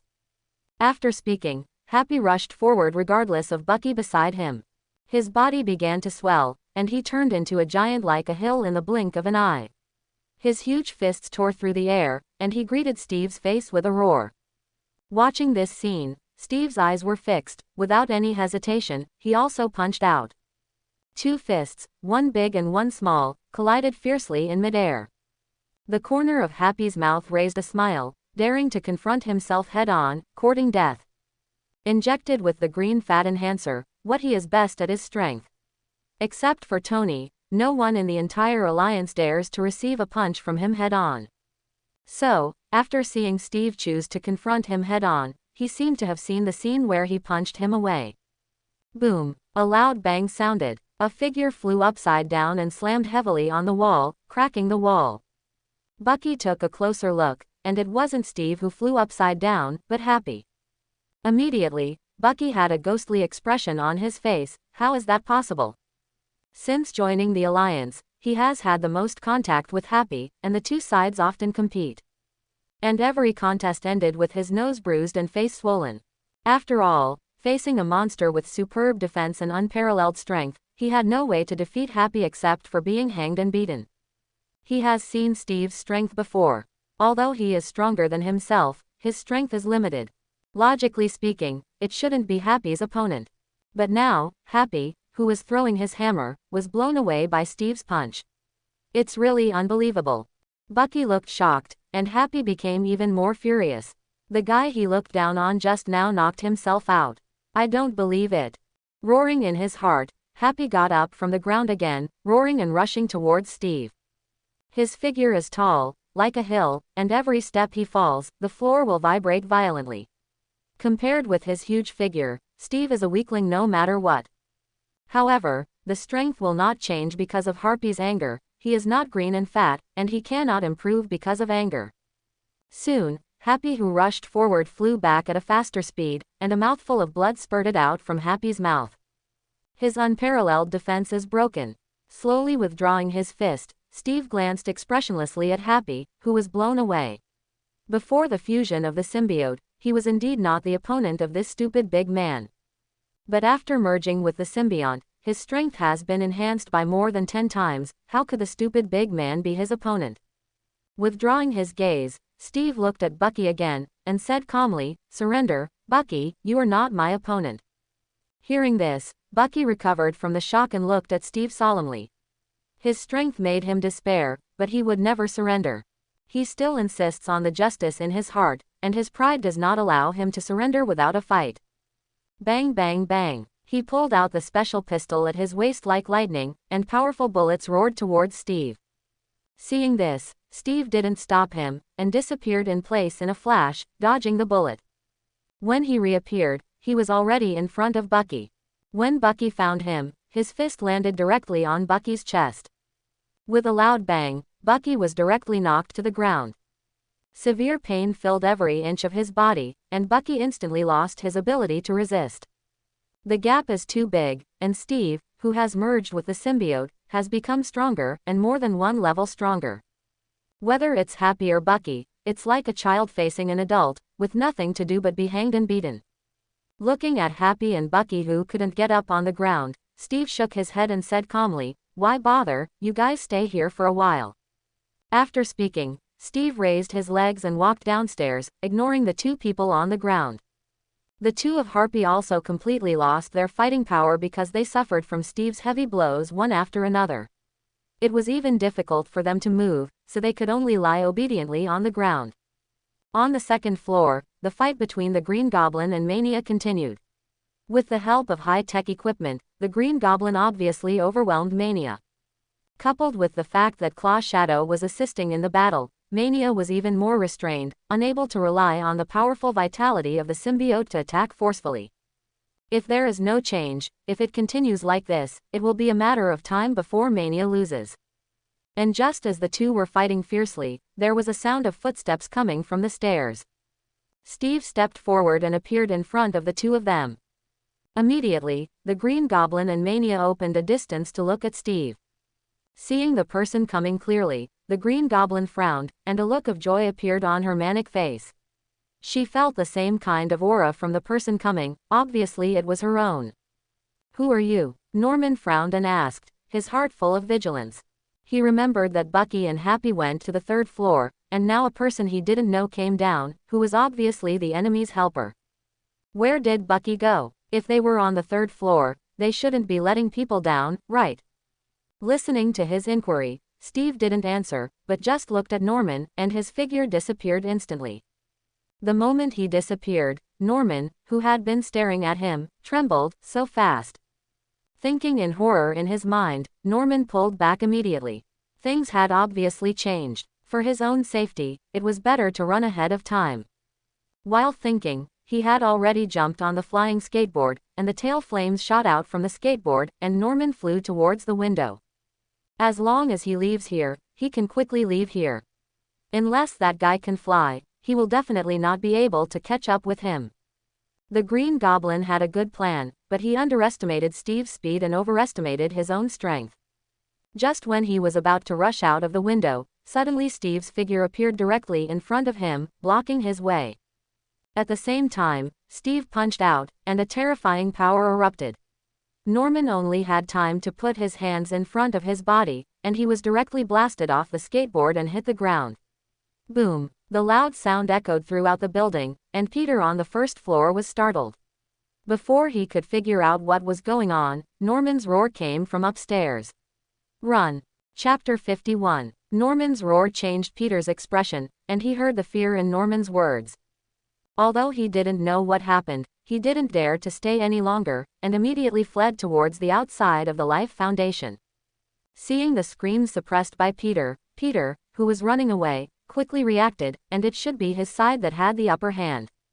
Without even thinking about it, he chased after him, wanting to keep Peter. But after a famous claw figure appeared, the screaming was delayed, and he could only watch Peter escape from the research building, and suddenly an angry roar came out of the screaming mouth.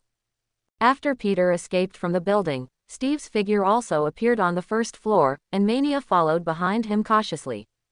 Looking at the scene on the 1st floor, Steve frowned. Where's the person? After solving the screams of the last two claw shadows, they stopped, glanced at Steve, and said in a cold tone, "Run away." Hearing this, Steve took a deep look and screamed, and finally returned to the 2nd floor without saying anything. On the other side, Peter, who escaped from the sky, panted heavily, and looked at the Life Foundation, which was left far behind by him, in shock. He hasn't figured it out so far. Why did he lose out of nowhere? Each of the 4 superhumans is very powerful, and with the help of the Shadow Core, Peter can't find a reason to lose at all. Even before he acted, he felt that this mission was a formality. But the fact is so wonderful, they lost. Although he didn't know what happened in detail, he could imagine that the 3 of Norman must have encountered an irresistible enemy. Otherwise, even if they lose, the entire army will not be wiped out. Withdrawing his gaze, he forcibly suppressed the agitation in his heart, and Peter quickly headed towards the City of Liberty. In the seaside villa, Tony was sitting on the balcony with a glass of red wine in his hand, looking out at the sea calmly. The waves at night were rough, one wave after another, hitting the shore continuously, making noise.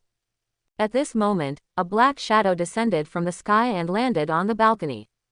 Tony didn't even look at it, completely turning a blind eye to the scene in front of him.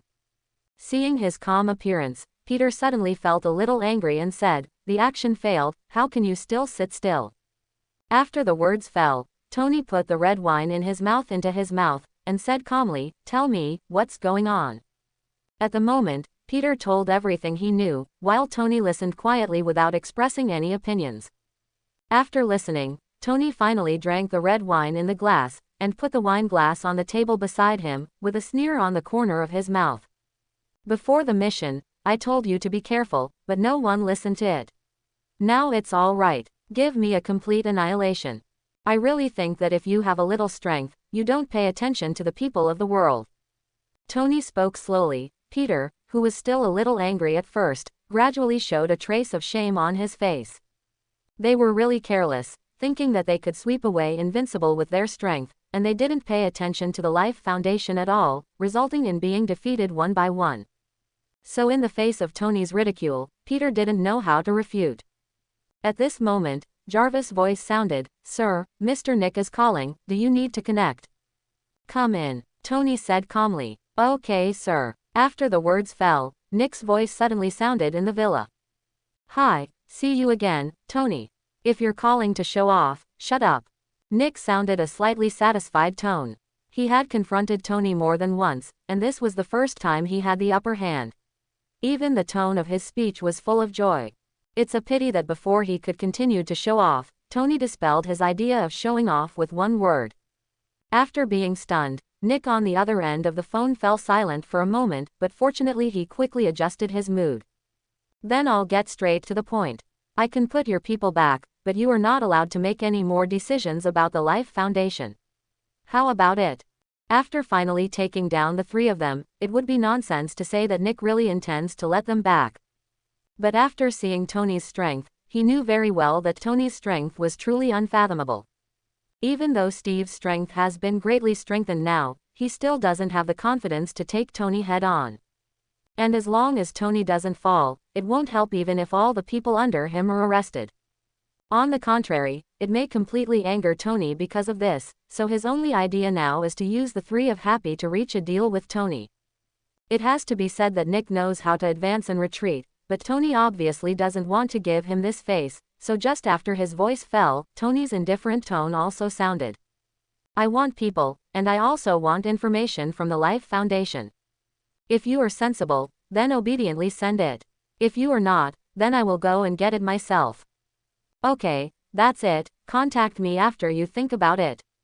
After finishing speaking, Tony hung up the phone directly, and Nick on the other end of the phone, listening to the busy tone from the phone, froze in place. After recovering, an unspeakable anger rose in his heart. In other words, Tony didn't stand in front of him, otherwise he would definitely grab his collar and ask this guy if he didn't understand the situation.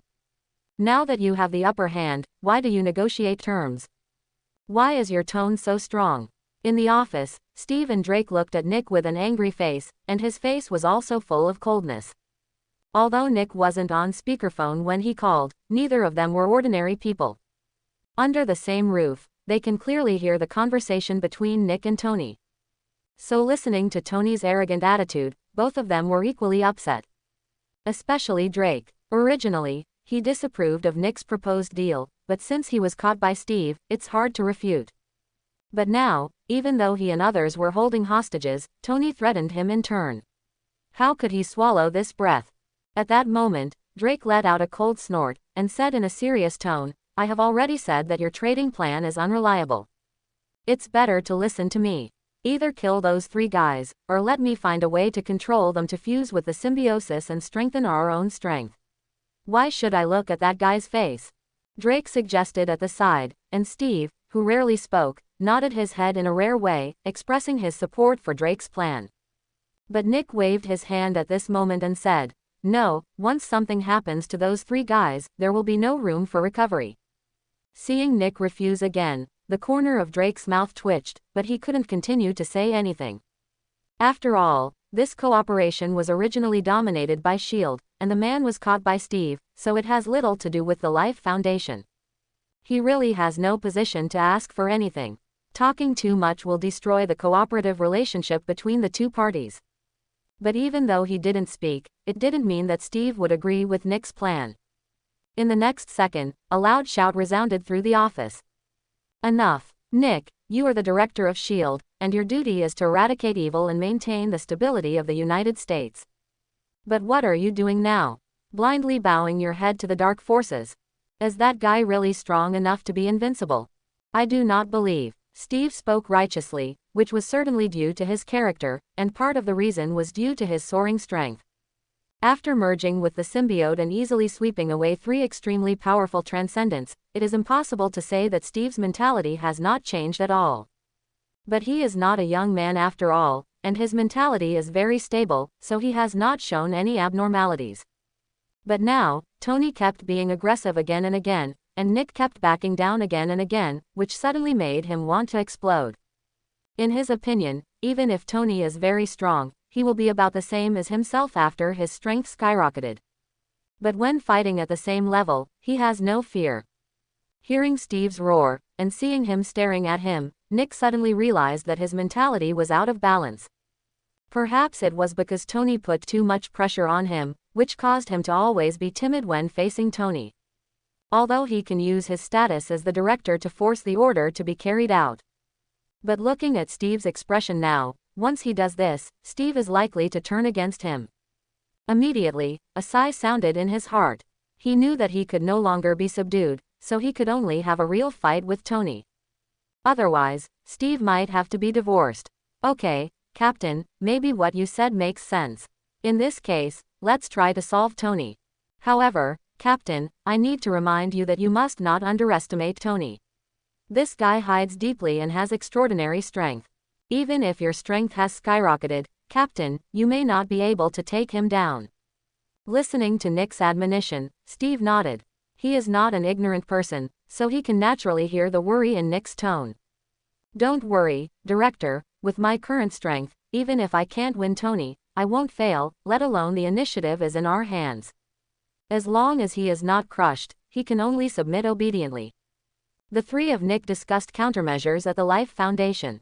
In the seaside villa, after Tony hung up the phone, he went directly to the 2nd floor to change a set of clothes.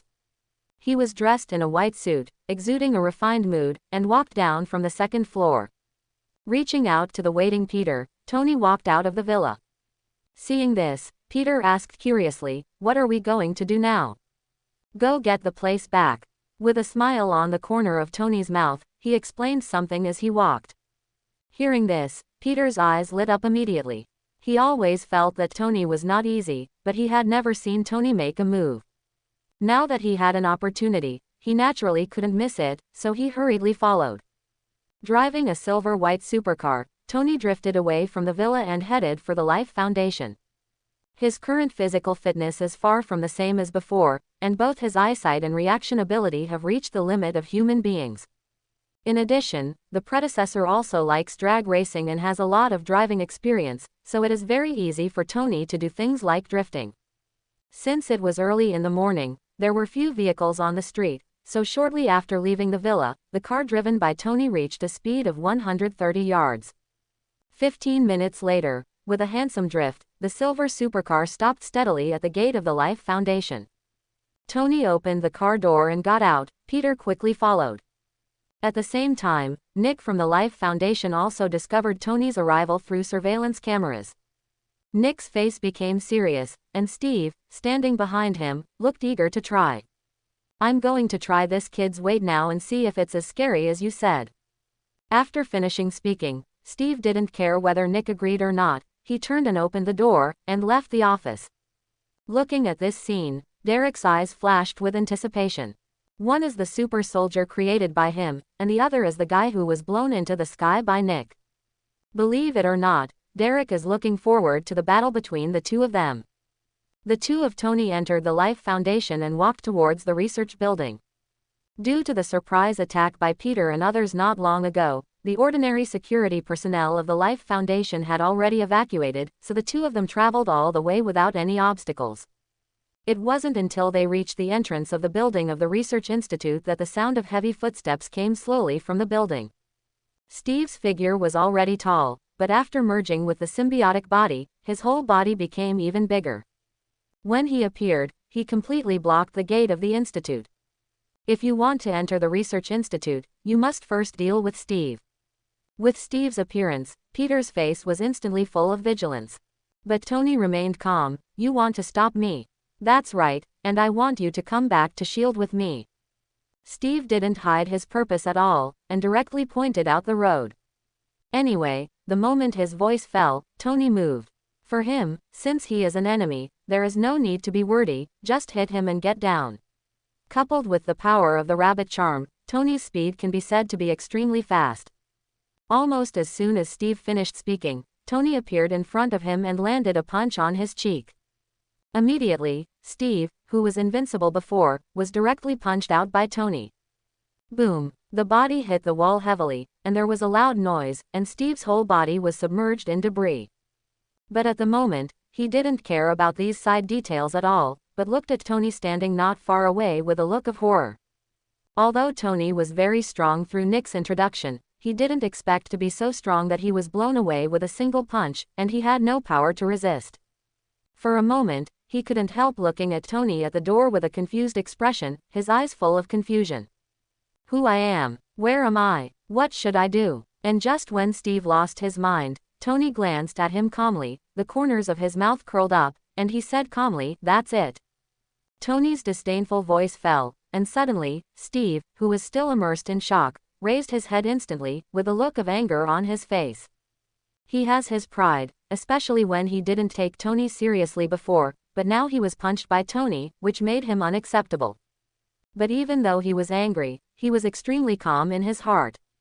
As an old guy who doesn't know how many battles he has experienced, he knows very well that in a battle, no matter what, he must not lose his mind. Otherwise, the moment you lose your mind, the outcome of the battle is doomed. Call. Slowly exhaling a foul breath, Steve stared at Tony sharply and said, "Come again." After the words fell, Steve took the initiative to attack without waiting for Tony to make a move. Boom! There was a loud noise, and the ground under Steve's feet was crushed by his foot. A terrifying force erupted, and his figure was ejected directly towards Tony at an extremely fast speed. Peter, standing behind Tony, even with super spider sense, can only see an afterimage at this moment, and can't see the specific figure at all. Immediately, Peter's heart rose, and he couldn't help reminding Tony to be careful. And just as his voice fell, there was a sudden dull collision sound, and Steve appeared in front of Tony. Tony still stood there without moving, but Steve seemed to have hit an iron plate, and his whole body was directly attached to the air less than 1 meter in front of Tony. Seeing this scene, not only Peter was taken aback, but Nick and Drake also stood up in an instant with a look of hell on their faces. What happened? And Tony looked at Steve's embarrassed appearance. The corners of his mouth couldn't help but curl up slightly, his eyes were full of mockery. He has a lot of abilities, such as the fire ability brought by the dragon charm, the haste ability brought by the rabbit charm, and the psychic power brought by the sheep charm. And now, Tony uses telekinesis. He is not a reckless man like Steve, who relies on his physical fitness to eat, has various abilities, and only fights with Steve when he is full. What's more, in terms of physical fitness alone, he is not necessarily Steve's opponent now. He was able to blow him away with a punch just now, entirely because of the strength bonus brought by the rapidity of the rabbit charm. Otherwise Steve wouldn't have gotten up like nothing happened. Looking at Steve, who was almost in front of him, Tony had a thought, and suddenly, his body flew into the air, and then hit the ground heavily. Boom, boom, boom. There was a loud bang, and Steve's figure kept flying up and falling to the ground. Soon, a huge human-shaped pothole appeared on the ground.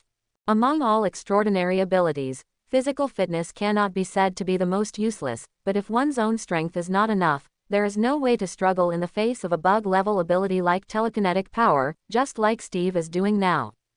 Peter, standing behind Tony, watched the scene with his mouth wide enough to stuff an egg. In the monitoring room, Nick also looked in disbelief when they saw this. Especially Nick, although he had expected that Steve might not be Tony's opponent, but being hanged directly was beyond his expectation. After recovering from his senses, Nick ignored the shock and hurriedly shouted, "Get someone to help." After the words fell, Drake woke up suddenly and nodded quickly. Soon, 3 figures rushed out from the research building, Sandman Flint, screaming, "Maniac!" A gust of sand rolled and roared towards Tony. Each grain of sand was like a steel ball, enough to easily penetrate a person's body. Scream and Mania launched a surprise attack from the left and right from the side. The two of them knew very well that their own strength was to give up, so they directly positioned themselves in the auxiliary position and tried to distract Tony's attention. But they underestimated Tony, and they underestimated themselves. A few rotten fish and rotten shrimps were not enough to distract him. Turning his gaze to the quangxia blowing all over the sky, Tony waved his right hand, and in an instant, a sea of flames swept directly towards quangxia. Although sand is very lethal, it is useless in the face of flames, which are invisible and intangible. On the contrary, the terrifying high temperature scorched the surrounding area, instantly engulfing quangxia and turning it into powder. And the screaming and mania on the left and right, before they could get close to Tony, the troll and the night devil emerged at the same time, blocking them. Trolls attack from the front, night goblins attack from the sky. With the cooperation of the two armies, the screaming and frenzy instantly became a flurry, not to mention raiding Tony and distracting his attention. At this moment, the two of them couldn't even protect themselves. With a wave of his hand, Tony threw Steve out like trash, and at the same time activated the power of the rabbit charm, his speed sword, and he appeared in front of Flint in an instant. Seeing Tony suddenly appearing in front of him, Flint was startled, subconsciously wanting to turn into quicksand and escape. But before he could fully convert, Tony's telekinetic power was activated immediately, imprisoning him in place. He snapped his fingers lightly, and suddenly, a flame appeared on his fingertips. I heard that you are very confident in your life-saving ability, so let me help you experiment. As he said that, Tony flicked his fingers, and the flames fell on Flint immediately, and the Sandman turned into a fireman in an instant, and a mournful howl came from Flint's mouth. Stop! A loud shout came from the entrance of the research building. Nick led Drake out of the building, and behind them, people from the Life Foundation were holding Bucky and the three of them. Seeing this, Tony frowned, looked at Nick and smiled. What? You want to threaten me? Hearing this, Nick took a deep breath and did not answer, but directly said, let them go, your people will pay you back. It's not a threat, it's a deal. I guess that's fair, don't you think, Tony? It's really fair, but even if I don't trade with you, I can save them. Tony looked at Nick with a half smile. Nick took a deep breath. I'll give you the research data on the symbiont as well. Not enough. Since I'm here, this thing is mine. It's not appropriate for you to trade my things with me. After saying that, the corner of Nick's mouth twitched. If he hadn't been concerned about Tony's terrifying strength, he would have wanted to scold someone on the spot. It's too shameless. Whatever you call it is yours. Even if your strength is terrifying, you can't say what is what. At this moment, Nick really wanted to kill Tony. But unfortunately, he didn't dare. Whether it was Steve or Flint, they were the only extraordinary powers in S.H.I.E.L.D. Without these two people, there will be no way to fight against Tony in the future. Besides, even if they want to die, they don't have the qualifications, so they can only endure it. As for threatening with a communicator, Nick had already used it last time, and Nick didn't dare to use it again. He understood it. If he dared to threaten Tony with the communicator again, then with Tony's character, he would rather die than back down. Then what do you say? After saying this, Nick was full of helplessness. He is sure that he is definitely the most aggrieved director of S.H.I.E.L.D. in history. Looking at my predecessor, he was in power, with all kinds of prestige, but when it came to me, he bowed his head in all kinds of ways, pretended to be a grandson in all kinds of ways, and it was full of tears when he said it. Hearing this, Tony also thought seriously. To be honest, he doesn't want to tear himself apart with S.H.I.E.L.D., otherwise he wouldn't let Nick go last time. Captain Marvel is one of the reasons. Second, he doesn't think about himself, but also about Stark Industries. Of course, if the benefits are enough, it is not impossible to tear the face, but just the symbiosis is not enough for Tony to pay such a big price. At this point in the matter, Nick bowed his head again, and it is not impossible to stop. But here comes the question, what benefits should I want? That's right, he just used Nick as a cash machine, otherwise how could he make him so noisy? The lion opened his mouth wide, and Nick might not necessarily agree, but the asking price was low, and he felt he was losing money, which was really a headache. Fortunately, with the memory of his previous life as a foundation, Tony soon locked on a target. It's okay if you want to expose what happened today. I heard that you have a Rubik's Cube in S.H.I.E.L.D. If you give that to me, let's forget about it. Hearing this, Nick frowned immediately. S.H.I.E.L.D. has only one Rubik's Cube, which came from Hydra, and it was something Steve got when he broke into the Hydra headquarters. Although Hydra attaches great importance to this thing, S.H.I.E.L.D. has been studying it for decades but has not found a way to use this thing. It only knows that this thing contains powerful energy. For a moment, Nick hesitated, whether to give or not. And just as he was hesitating, not far away, Flint's howling became weaker and weaker. Under the burning of the flames, his whole body turned completely pitch black, and his body began to melt slowly. It can be predicted that if the flame is not extinguished, this guy will be completely gasified in a short time. Looking at this scene, Nick didn't bother to continue thinking, and spoke directly. "I'll give it to you, let me go." After saying that, Tony smiled, and with a wave of his hand, the flames on Flint's body were extinguished immediately, and Steve, who was flying up and down, finally landed on the ground. Including the dangerous screaming in Mania, they finally escaped from the hands of the Shadow Corps. "Get ready and send it to my villa." As a reminder, Tony ignored Nick and turned to look at Drake. Seeing Tony's eyes fall on him, Drake suddenly became nervous and swallowed subconsciously.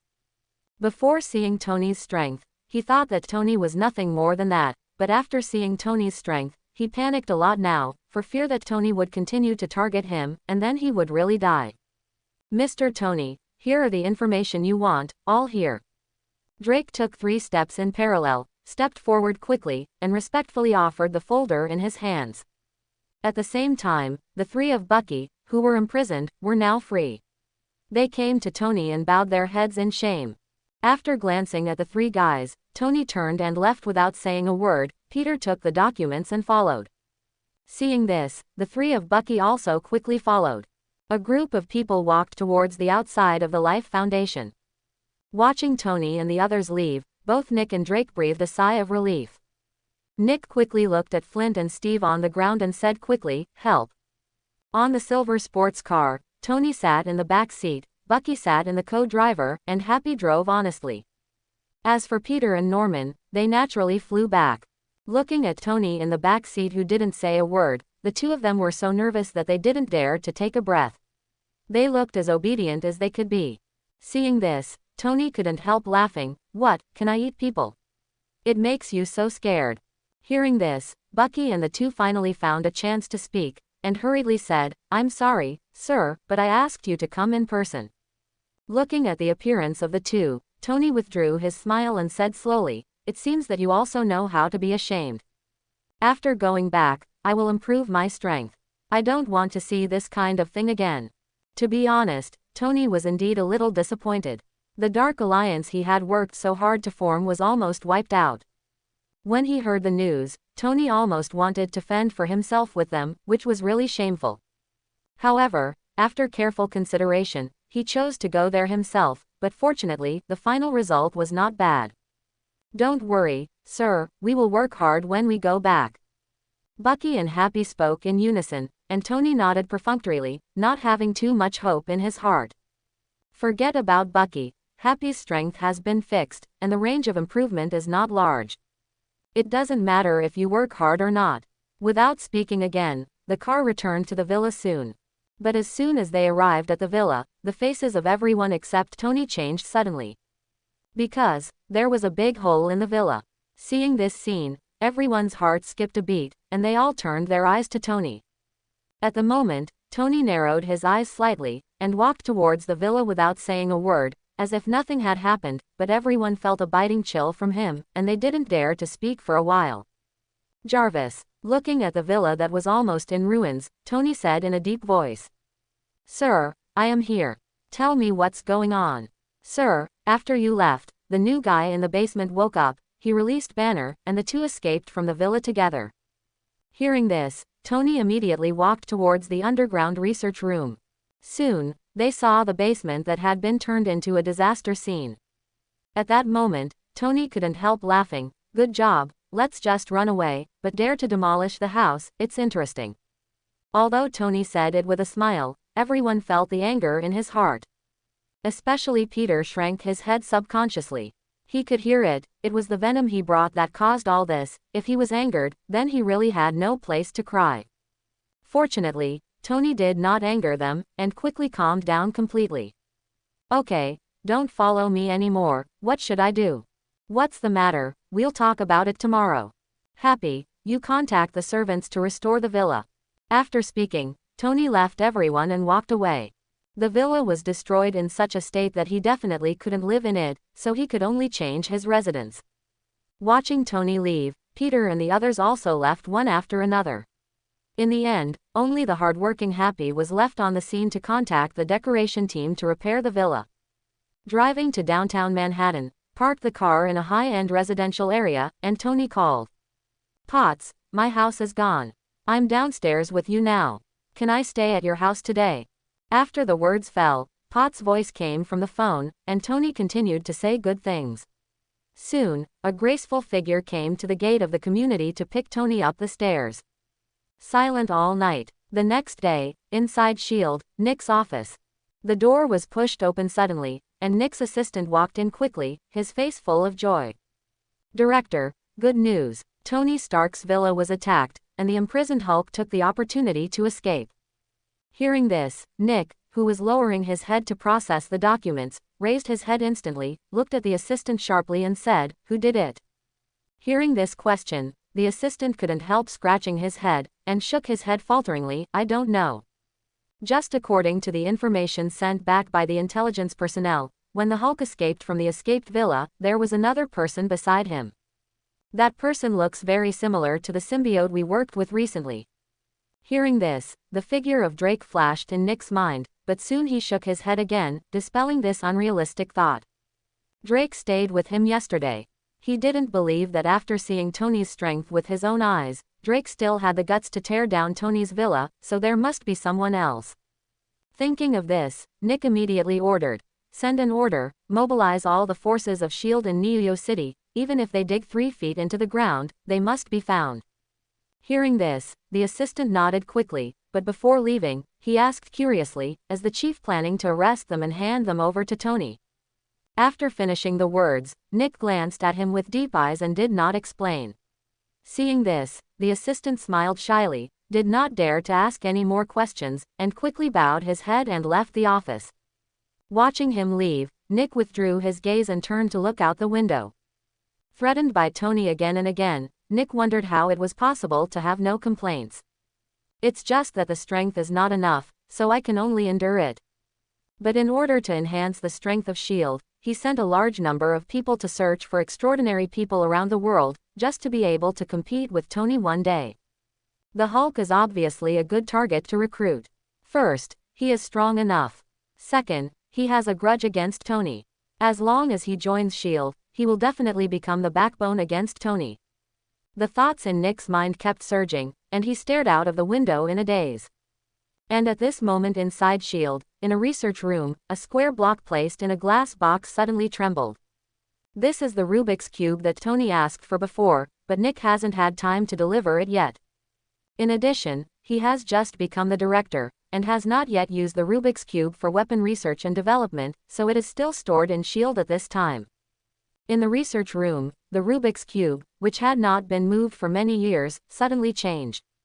The Rubik's Cube slowly floated up, directly shattering the glass, and a large amount of space power quickly poured in from it, gradually forming a space door. Da da da. A sound of footsteps came from the door of space, and a long-haired man wearing a medieval aristocratic costume and holding a scepter walked out slowly. He moved gracefully and calmly. Looking at the layout of the laboratory, he frowned a bit, then turned his gaze to the Rubik's Cube, and a curve appeared at the corner of his mouth. With a casual move, the cosmic Rubik's Cube immediately fell into his hands. Looking at the Rubik's Cube in his hand, Loki's eyes flashed with amusement. "Is this the space gem you want?" After finishing speaking, Loki put away the cosmic Rubik's Cube casually, walked outside, and said to himself at the same time, "I don't know how my good brother is doing now, I'm here to see you." As a secret agency, S.H.I.E.L.D's security is no less strict than that of the White House. Therefore, when Loki walked out of the research room, he was immediately discovered by everyone from S.H.I.E.L.D. "Stop, who are you? Why are you here?" A guard looked at Loki walking out of the research room and yelled, and quickly raised his gun, aiming at Loki. Looking at this scene, Loki's expression remained unchanged, he just raised the scepter in his hand and waved it. Suddenly, a trace of dullness appeared on the guard's face, and in the next second, he turned his gun to point at himself and fired decisively. Boom! Gunshots rang out, and the guard's head shattered like a watermelon. Loki walked past him calmly. A rush of sirens rang through S.H.I.E.L.D., an alarm that would only be sounded if there was an invasion of foreign enemies. Immediately, the expressions of everyone in S.H.I.E.L.D. changed one after another, and they acted quickly. In Nick's office, Nick was also awakened by the sudden sound of the siren. His expression changed immediately, and he pushed open the door of the office and walked out. As soon as he went out, he saw his assistant running in a panic, and immediately said with a serious expression, "What's going on?" "It's not good, Director, something happened to the research room. Someone broke into the research room and took away the cosmic Rubik's Cube." "What?" Nick shouted loudly, and his mood became even more agitated than before. The cosmic Rubik's Cube was something he promised to give to Tony. Now that it's lost, it's no wonder that Tony can let him go. At the moment, ignoring the assistant, Nick quickly walked to the place where the accident happened. He had already speeded up as fast as possible, but S.H.I.E.L.D. was a bit big. When he arrived at the scene, he didn't see the enemy at all except blood and corpses all over the place. "Who is in charge of guarding this place today?" Nick turned to look at the panting assistant and asked. Seeing Nick's expression of wanting to eat people, the assistant was full of nervousness, and he stammered and said, "Yes, Patton is in charge of the garrison today." "What about others?" I don't know," the assistant said with a face full of tears. When he got the news, he hurried to report it. He didn't know where Barton was. Hearing this, Nick's expression became gloomy again, and he turned around and walked towards the monitoring room. As an important institution, S.H.I.E.L.D. has surveillance everywhere. Soon, Nick came to the monitoring room and called up the monitoring of the Research Institute. Immediately, Loki's image appeared on the monitor. Seeing Loki in the picture causing all the elites of S.H.I.E.L.D. to commit suicide just by waving his scepter lightly, Nick's expression turned ugly. And when he saw Barton being taken away by Loki, he also knew why Barton was missing. After turning off the surveillance video, Nick kept taking deep breaths, but he couldn't suppress the irritability in his heart at all. He found that he was really out of luck. When someone else was the chief, which one was not leisurely, occasionally confronting a few Hydra members was considered a big scene. But now it's his turn to be the chief. It's fine to bump into extraordinary people twice in 3 days, but the strength of these extraordinary people is terrifying one by one, so Tony and others will not talk about it. Even the strength of the person in the picture just now is extremely terrifying. He can even make people commit suicide, which completely violates the survival instinct. For a moment, Nick couldn't help but sigh, his face full of helplessness. "Send someone out to search, and you must find that guy's whereabouts for me," Nick ordered, and the assistant nodded hurriedly. When the assistant left, he rubbed his neck with a headache. His face was uncomfortable. How should he explain to Tony? The villa is still being repaired, and Tony is still staying at Pot's house temporarily. Looking at the tidy living room, without seeing the mess of last night, Tony couldn't help but twitch his mouth slightly. At this moment, a doorbell rang from the door, and Tony subconsciously said, "Jarvis, open the door." After the words fell, there was no response for a long time, and then I remembered that Jarvis was still staying in the villa. Shaking his head helplessly, Tony walked towards the door and opened it. Suddenly, Nick's black face appeared in Tony's sight, and suddenly, Tony frowned slightly. Early in the morning, he didn't want to see this guy, so he subconsciously wanted to close the door. Seeing his action, Nick became anxious, and quickly reached out his hand and said, "Wait." The cosmic Rubik's Cube was lost, and he had no way to explain it to Tony. In order to prevent Tony from blowing his hair, Nick had no choice but to go through it himself. "Good guy, I want to close the door right after opening it. Do I feel so unpopular?" Silently complaining in his heart, Nick quickly said, "The cosmic Rubik's Cube is lost. Someone broke into S.H.I.E.L.D. last night and stole the cosmic Rubik's Cube." Hearing this, Tony paused and looked at Nick suspiciously. "Don't throw it away early, don't throw it away at night. I lost it when I asked for it. Is it such a coincidence?" Looking at Tony's face, Nick didn't know what he was thinking, and a wry smile suddenly appeared on his face.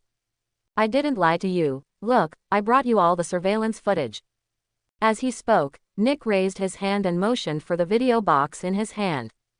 Don't worry, since I promised you, I will definitely do it. Give me more time, and I will bring back the cosmic Rubik's Cube to you.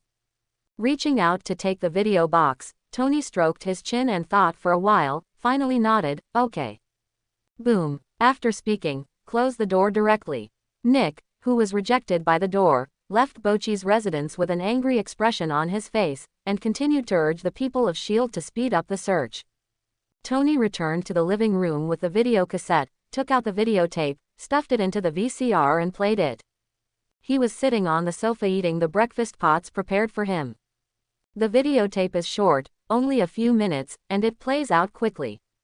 Tony looked at Loki, who appeared in the videotape, and a gleam of coldness flashed in his eyes. This guy, why are you here at this time? However, if you dare to steal my things, you will die. Muttering in his mouth, Tony didn't plan to do anything now. He was still a little curious about the gods of this world, and he wanted to see what kind of trouble this god could cause. Of course, this is also because Tony is not sure of winning for the time being. Although Loki's performance in the movie is a bit scumbag, he is still a god and should not be underestimated. Not to mention, there might be a Thanos standing behind him.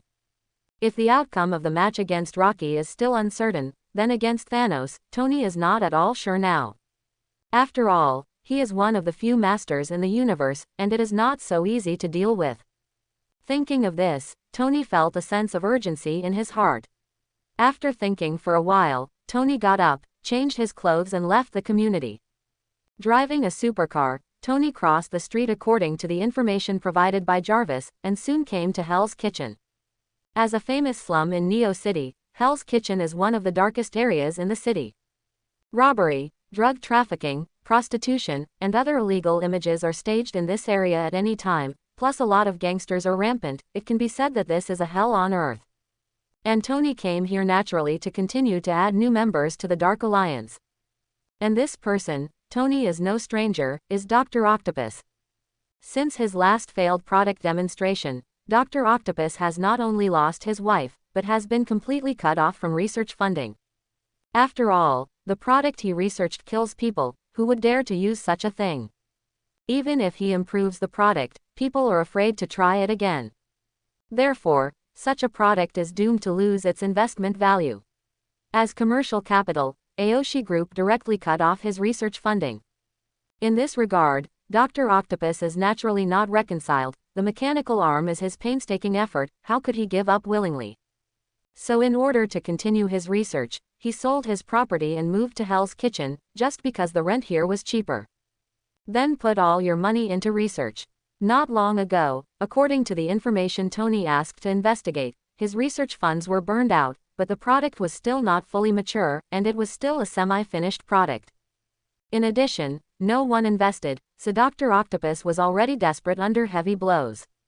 If there are no accidents, it won't be long before Neo will have another super villain.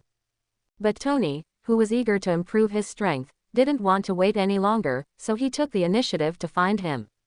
Along the way, because the supercar is too eye-catching, there are countless pairs of eyes that fell on him along the way. However, no one who was not open-eyed came up to touch porcelain. Don't think that punchy is a Chinese patent. As long as there are benefits, this will happen anywhere. Small people have the way of survival of small people. If they change to a cheap car, they will definitely not let it go. But those who can drive supercars are rich people, and in the society of the United States, being rich means being powerful, so naturally no one will be stupid. Soon, the car stopped beside a street. Tony pushed the door and got out of the car, and walked towards a yard on the side of the road. Since it is research, the place cannot be small, so Dr. Octopus specially rented a small courtyard. Looking at the unlocked iron door, Tony didn't mind, and walked in directly, without the slightest sense of trespassing on the house. Boom boom boom. There was a knock on the door. Suddenly there was a drunken sound from inside. Who is it? Tony didn't speak, but continued to knock on the door. Finally, the people in the room got impatient and immediately opened the door cursingly, and Dr. Octopus appeared in front of Tony.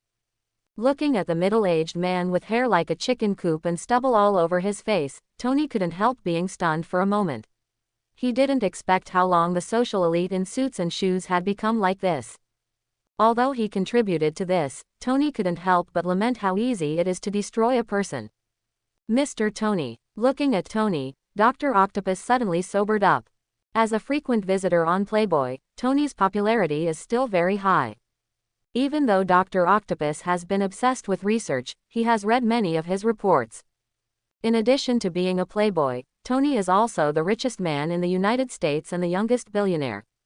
Suddenly, Dr. Octopus, who was upset because of the interruption of the research, suddenly became excited. Mr. Tony, why are you here? Are you interested in my research and want to invest in me? Dr. Octopus couldn't wait. Tony didn't refute, but just smiled and said, why, do you want me to stand here and talk to you?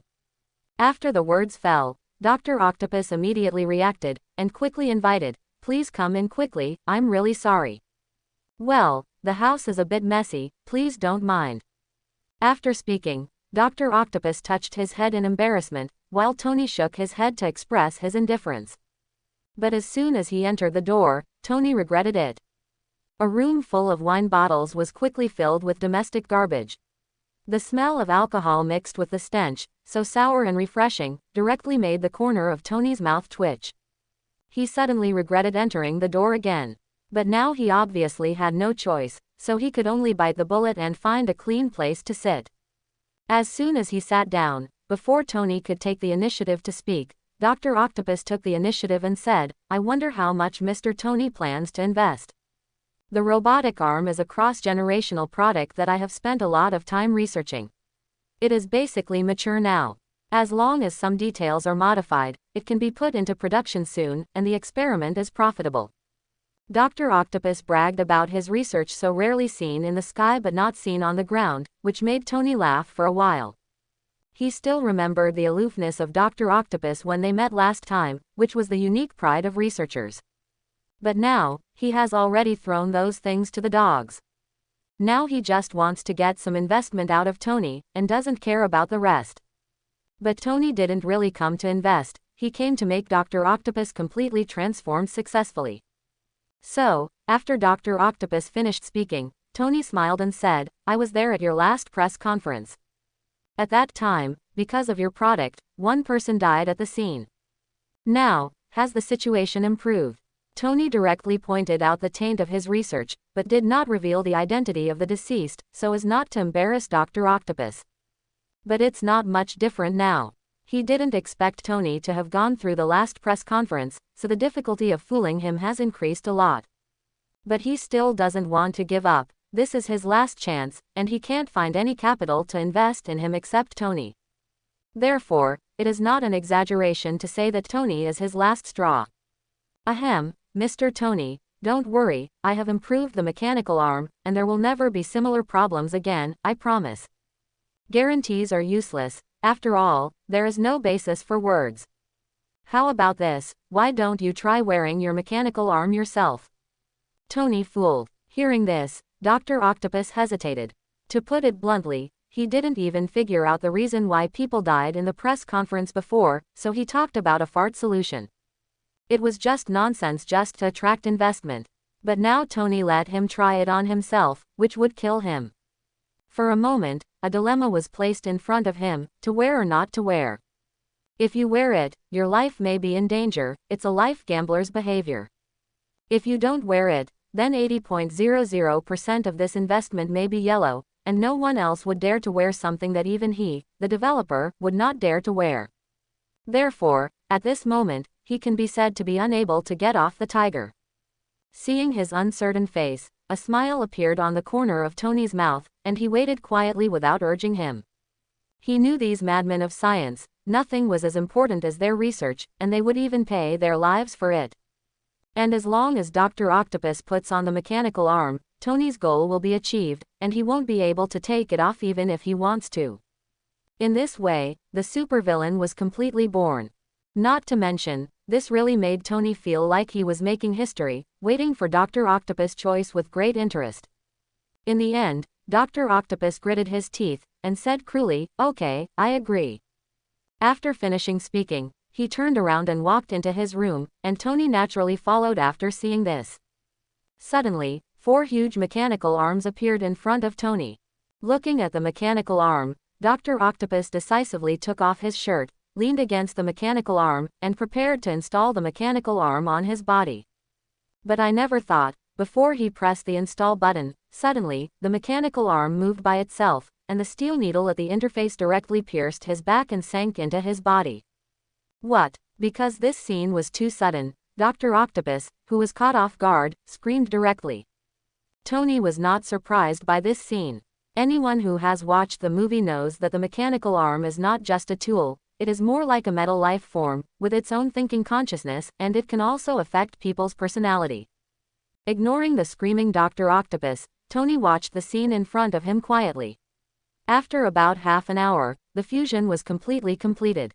Because it is completely integrated, it is much slower than at the press conference. Dr. Octopus, who had been howling so weakly, finally breathed a sigh of relief at this moment, and his whole body softened, and he was about to lie down on the ground. But before he landed, the mechanical arm moved instantly. The 2 robotic arms are like 2 human legs, supporting Dr. Octopus.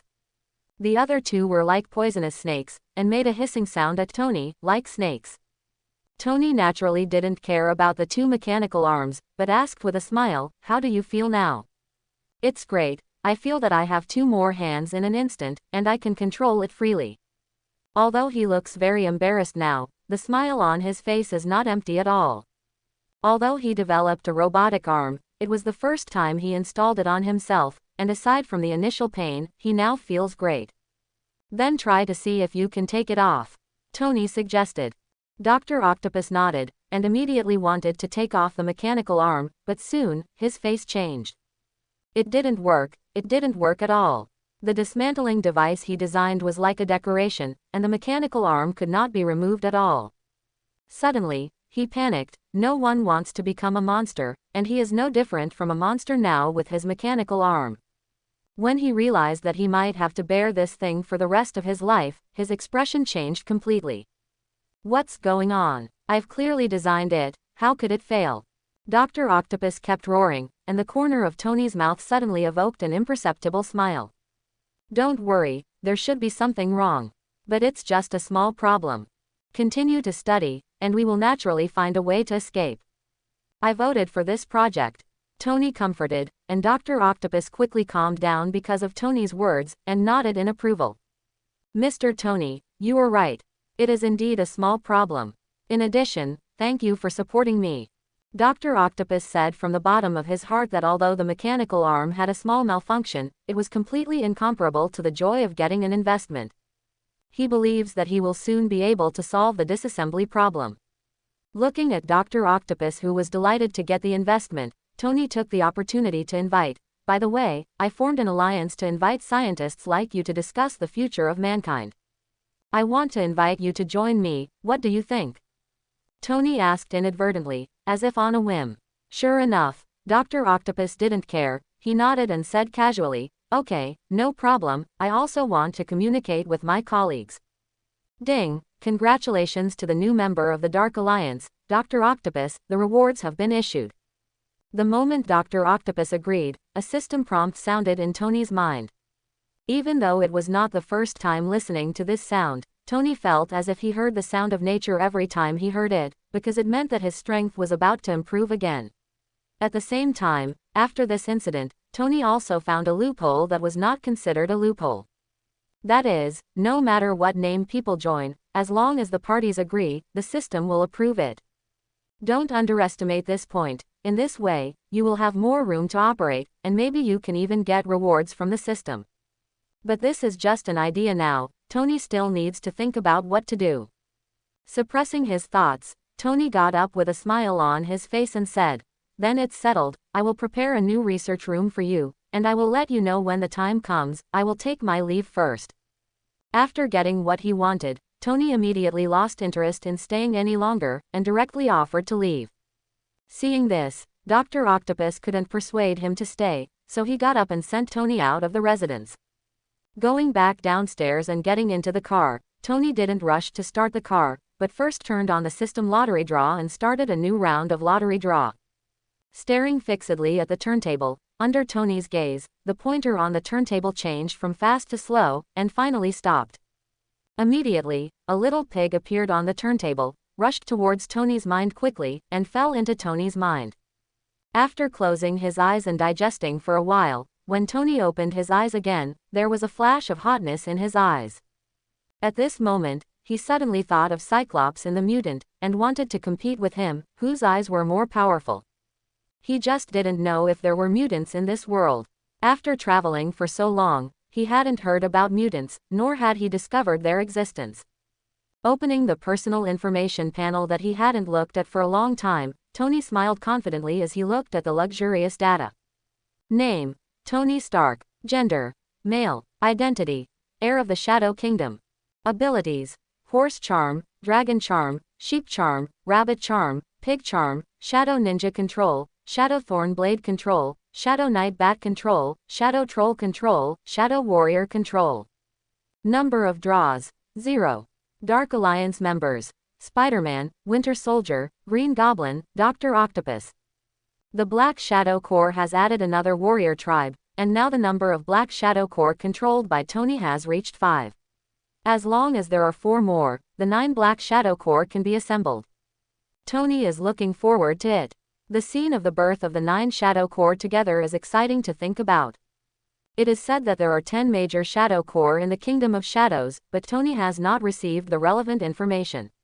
Perhaps it is necessary to gather the 9 major corps first to unlock the 10th corps. Just when Tony was immersed in the joy of growing strength, suddenly, there was a sound of panic in the alley beside the street. A person dressed as a gangster was easily subdued by a man wrapped in a uniform. This person attacked fiercely, causing the gangster to suffer unceasingly. Hearing the movement, Tony turned his head and looked at the alley through the car window. He couldn't help but frown slightly, and a trace of surprise flashed in his eyes. As a city where superheroes gather together, Neo has never had more than one superhero. In addition to the famous Little Spider, Daredevil, Punisher, these are all superheroes who walk in the dark. It's just that unlike superheroes in the light like Little Spider, Daredevil and Punisher are superheroes who tend to be on the dark side. Every time the Little Spider subdues the criminal, it will be handed over to the police. And dark superheroes such as Daredevil and Punisher advocate violence against violence. In addition, the range of activities of these two people has always been in Hell's Kitchen, so their reputation is not as great as that of Little Spider. It is undoubtedly a coincidence that he can meet Daredevil here, especially when it is still daytime. It is even more surprising. Although Tony knew about the existence of Daredevil before, he had no intention of recruiting them. After all, these superheroes who have come through suffering have a firm heart, which is not comparable to a young man like Peter. It took too much effort to recruit them. These guys should have conflicts with Jin Bing's forces, but Jin didn't tell Tony. Thinking about it, he wanted to solve it by himself. However, now that they are destined to meet each other, Tony will not turn a blind eye to it, and try whether it succeeds or not, in case Daredevil's brain twitches and he agrees directly. With a relaxed mind, Tony pushed the door to get out of the car and walked into the alley. Sensing Tony's approach, before Daredevil could speak, the little gangster couldn't help calling for help. "Help me, please, help me." Hearing this, Tony didn't even look at him, but looked at Daredevil with interest and said, "You are the superhero in Hell's Kitchen, right? I don't know what happened to this guy. Let you catch him in broad daylight." Tony was a little curious. In addition to opening the topic, these words also have Tony's curiosity in them. After all, unlike Spider-Man, Daredevil uses violence to control violence. He is also a first-class criminal in the police station and rarely dispatches during the day. He is not worried that Daredevil will not tell him that superheroes all have one thing in common. They firmly believe that what they do is justice, so as long as someone asks, they will say it. After all, superheroes are people too, and they need the approval of others. Drug trafficking and forced deaths resulted in the destruction of a family. Daredevil's voice is very magnetic. Although the words are very short, Tony still clarifies the general context of the whole matter through this sentence. It's nothing more than that after drug trafficking, they lend money to others, and when others can't pay back, they take the family members of those addicts to the knife. The men sell their organs, and the women sell their bodies. It can be called a one-stop service. Such a person is a demon living in the world, completely losing his humanity as a human being. Thinking of this, Tony took a cold look at the little gangster. Such a person, living is a waste of air. Even if Daredevil doesn't kill him, someone will come to entertain him later. Looking away, Tony looked at Daredevil and invited directly, I have formed a dark alliance, which is full of people like you who walk in the dark and uphold justice. Are you interested in joining us? As soon as these words came out, Daredevil's expression finally changed, and he turned to look at Tony. He was blind, so he didn't know Tony. He thought Tony was just an ordinary person, but Tony's words made him realize that he seemed a bit unusual. Sorry, I'm used to being alone. Daredevil didn't say it directly, but the rejection in his words was very obvious. Tony was not surprised by this. If someone suddenly appeared and asked him to join an inexplicable force, he would not agree, so Daredevil's refusal was just expected. This is my business card. When you think about it, you can come to me. Tony took out a business card of his own and handed it to him, then turned and left the alley with a smile. It was an accident, and it wasn't worth his effort. It didn't matter to Tony whether he could succeed in recruiting Daredevil. That's about it. Get in the car, start the car and leave Queens.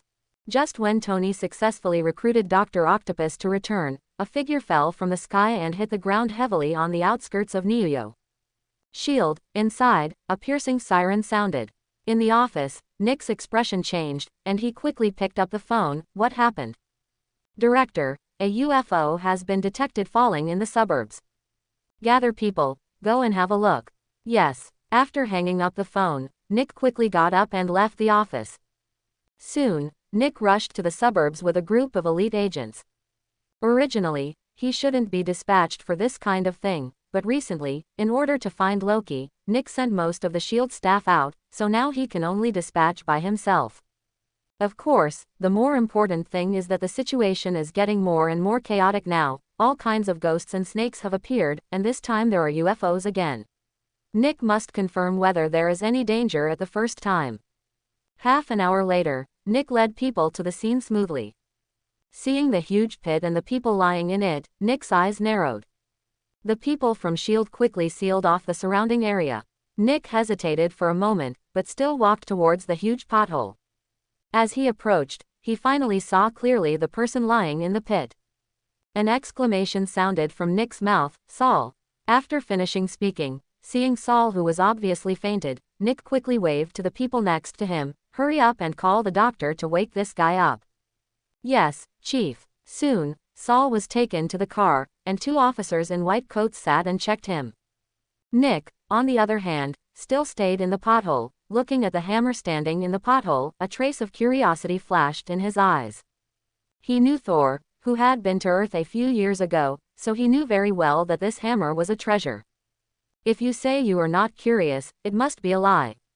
Taking advantage of Saul's coma, Nick stepped forward, wanting to pick up the hammer. It's a pity that he overestimated himself. Even though he exhausted all his strength, he still couldn't hold Thor's hammer. For this reason, he deliberately found a few more people to try, but it was obviously useless, and the hammer still did not move. Helpless, Nick can only wait for Saul to wake up. After an unknown amount of time, Saul finally woke up in the car, and Nick, who got the news, quickly walked over. Hey, how's it going, are you okay? Nick greeted. Saul nodded, his expression was still a little confused, obviously his mind was still a little unclear. Fortunately, everything was temporary. Soon, Saul recovered completely, looked at Nick and said, Why are you here? That's what I should ask you. Didn't you return to God Realm? Why are you back? This is also what Nick doesn't understand. I'm coming for my brother, Loki. Loki. Nick frowned. For some reason, he suddenly remembered the guy who took away the Rubik's Cube. At that moment, Nick beckoned to the assistant next to him and asked him to bring over Rocky's photo. Soon, the assistant brought over a tablet. Nick slid it a few times, and handed it to Saul. Is this the guy you're looking for? Seeing the photo, Thornton became excited. Have you seen him? Seeing this, the corner of Nick's mouth twitched, and he was convinced that it was this guy. I've seen it. That guy not only took away the Rubik's Cube, but also killed many people in our SHIELD. After the words fell, Saul shut up instantly, with a trace of embarrassment on his face. He didn't even need to confirm, he knew that what Nick said must be true. After all, he still knew what Loki looked like. The two tacitly did not mention this matter again. Nick changed the subject and said, "We are also looking for him now, why don't you go with us first, and I will tell you when you find him." Hearing this, Saul nodded without hesitation. "Thank you very much then. Although he is a god, he is more like a person with great power. Let him find someone in the vast crowd, and he doesn't know when to find someone." So Nick was willing to help, and he was happy to do so. Similarly, Nick, an old fox, never trades at a loss, while Saul is a powerful combat force. For him who is in urgent need of strength, he is definitely a target worth wooing. So the two hit it off, and the situation was harmonious. Without stopping in the suburbs, Saul took the hammer and followed Nick back to S.H.I.E.L.D. And on the high-rise of the Neo Times building, Loki is looking down at all living beings on the ground with a smile on his face. Hawkeye, who was controlled by him, stood quietly behind him. It's really a prosperous scene, but unfortunately, it will soon be destroyed. Radiation device, how are the preparations going? Loki asked without looking back. Hawkeye replied coldly, "It's almost ready, and it will be completed in 3 days. Hurry up, I can't wait," Loki urged, and Hawkeye nodded. At this moment, Loki suddenly turned his head to look in the direction of S.H.I.E.L.D., his calm eyes instantly became sharp, and a playful smile appeared at the corner of his mouth. He thought Saul was on Earth before, but after he left S.H.I.E.L.D., he discovered that Thor was no longer on Earth, which disappointed him a bit. But now, he felt Saul's breath again, which immediately made him interested. Call out. Loki's figure instantly soared into the sky and flew in the direction of S.H.I.E.L.D. Outside the S.H.I.E.L.D. building, Nick and his party had just stepped out of the car. At this moment, Saul looked up at the sky. Seeing his appearance, Nick raised his head subconsciously, just in time to see Loki falling from the sky. Immediately, Nick's face changed, and the agents of S.H.I.E.L.D. raised their guns one after another. And Loki didn't even look at this scene, just looked at Saul and said, "My good brother, we meet again." Loki. Lei Shen said something softly, his face became serious, and at the same time he clenched the hammer in his hand, as if he was about to strike at any time. Seeing this, Loki smiled, "You're sure you want to do it here? I don't care, but they don't have to." Loki glanced around, and Thor immediately reacted. When the two of them fight, even if the aftermath is enough to kill ordinary people, once they do it, it is unknown whether they can take down Loki, but the people around them will definitely suffer heavy casualties. After a few years of experience, Saul, who was no longer impulsive, thought about it, and let go of the hammer. "What exactly are you going to do?" Just when Saul was silent, Nick on the side took the initiative to say in a deep voice. Hearing this, Loki glanced at Nick, his eyes were full of indifference, and he didn't mean to respond at all. He is a god, and Nick is a human being. In his eyes, Nick is no different from an ant. How could he respond to Nick's words? Annoyance flashed in Nick's eyes, who were ignored, but he didn't dare to order to shoot. After all, he had seen Loki's weird power before, and he didn't want to blow his head off. "Odin asked you to come." Loki tilted his head and looked at Thor. Saul nodded. Loki smiled. "Old man, why did you come here? Catch me?" "Yes. Then, it depends on whether you can catch me. See you later. By the way, you'd better hurry up, otherwise, when I occupy this planet, it will be my turn to catch you." Loki smiled confidently and disappeared in place. He didn't hide his thoughts at all, and even revealed them on his own initiative, showing extremely strong self-confidence. It wasn't until Loki's figure completely disappeared that Nick slowly said, "Is what he said true?" Hearing this, Saul glanced at him and said silently, "He is the god of deceit and lies, and he is good at playing with people's hearts." Hearing this, Nick immediately breathed a sigh of relief, then what he said is false. Not real. The corner of Nick's mouth twitched, looking at Saul, a little puzzled. Seeing this, Saul shrugged, "He is very proud, he doesn't bother to lie, at least he doesn't bother to lie in front of me."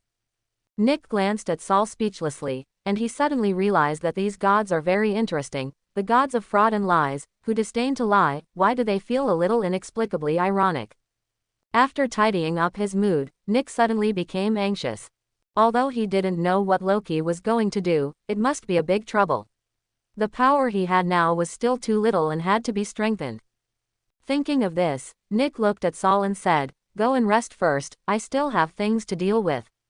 After speaking, Nick got into the car directly, and Saul walked into the S.H.I.E.L.D. led by 2 members of S.H.I.E.L.D. Queen's, Eddie's residence. After escaping from the villa, Banner and Eddie returned here. There is no way, the two have nowhere to go, and now the military has withdrawn the arrest of Banner because of Tony, so the two dared to come back here. Soon, Nick appeared on the street outside in his car. As Nick arrived, a member of S.H.I.E.L.D. quickly boarded the car. "Well, are the 2 of them still in there?" "Still, never left." "Okay, I see, you continue to monitor." The S.H.I.E.L.D. members nodded and got out of the car, while Nick lighted a cigarette rarely, and smoked while looking at Eddie's residence. Although S.H.I.E.L.D. is somewhat lacking in top-level combat power, S.H.I.E.L.D. is still well-deserved number 1 in terms of intelligence and surveillance. Especially in the base camp of Neo, the power of S.H.I.E.L.D. is unimaginable. So in just a few hours, S.H.I.E.L.D. locked the whereabouts of Banner and the others from Neo City, a city with a population of tens of millions. Originally, Nick planned to observe for a period of time before contacting the 2 of them. After all, neither of these 2 people is fuel efficient, and it is not so easy to recruit them. But Loki's threats disrupted his plans. He didn't know what Loki was planning to do, but the commotion caused by a god must be serious. So in order to increase his strength, he decided to contact the 2 in advance. Soon, when the cigarette was burned to the end, Nick opened the door and got out of the car, walking towards the house. Ding dong. The doorbell rang, but there was no movement in the room. Seeing this, Nick said directly outside the room, "I know you are inside. If you don't want to be caught by Tony, I suggest you open the door and talk now." After the words fell, the door slammed open, and Eddie appeared, looking at him warily. "Who are you?" "Let me introduce myself. I am the director of S.H.I.E.L.D., a secret organization from the government." Hearing this, Eddie's face changed, and his expression became obviously tense. He is just an ordinary reporter, but he has no access to such a tall organization as S.H.I.E.L.D. But Nick's words about the secret organization were enough to make him think of many things. Just when he was hesitating whether to let Nick in, Banner's voice suddenly came from the room. "Let him in." After the words fell, Eddie nodded hesitantly, and then moved away. Seeing this, a smile appeared on the corner of Nick's mouth. "Thank you." "This thank you," Nick said sincerely. During this period of time, he was constantly attacked by Tony. He almost felt that S.H.I.E.L.D. Except in front of perverts like Tony and Rocky, S.H.I.E.L.D. still has its cards. In the living room, Banner was sitting on the sofa with a weak face, his face was extremely pale.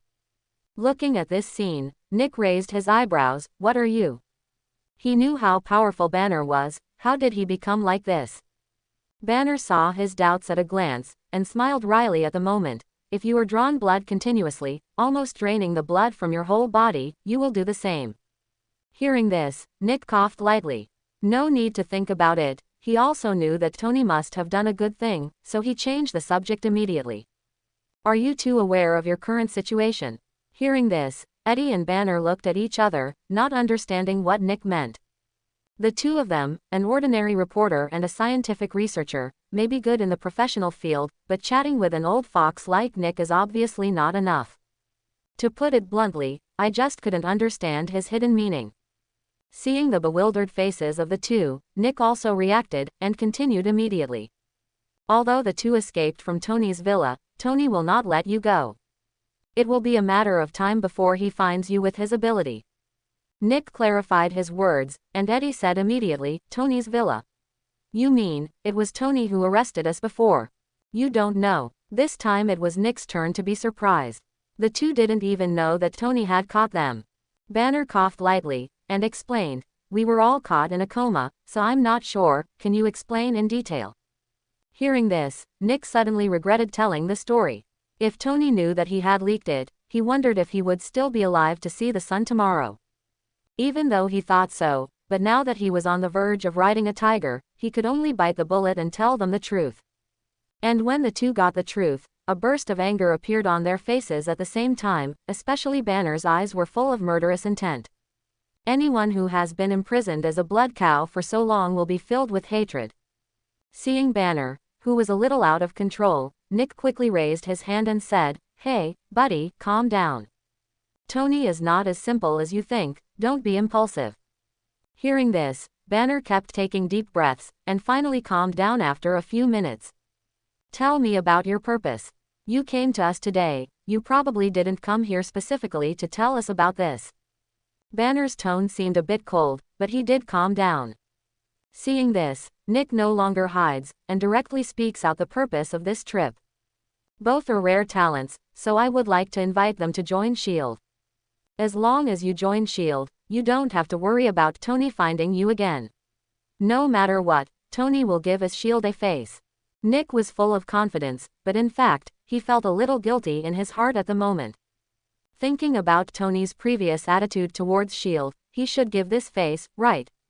In any case, the first thing to do is to fool people. Listening to Nick's invitation, both Banner and Eddie fell into deep thought. To be honest, the two don't know how to choose now. Originally, after they escaped, they planned to take revenge first, but although they didn't know how strong Tony was, even Nick, the director of S.H.I.E.L.D., warned them that Tony was stronger than they imagined. Can't take revenge, and the two don't know what to do. So, after thinking about it, Banner nodded first and said, "Okay, I agree, but S.H.I.E.L.D. cannot prevent me from taking revenge in the future." Listening to Banner's conditions, Nick smiled, "It's a pleasant cooperation." After speaking, he turned his head to look at Eddie. Eddie didn't have any opinions at all, and the hesitation just now was just because he didn't know how to choose. Seeing that Banner agreed now, he didn't continue to struggle, and nodded in the same way. "Okay, I agree too." After the words fell, Nick was completely relieved. "Welcome both of you to join S.H.I.E.L.D. Come back and report with me now." "It is good." The two nodded, got up and left here with Nick. And when they left together, not far away, at Peter's house, Peter was walking out of the house under Aunt May's order.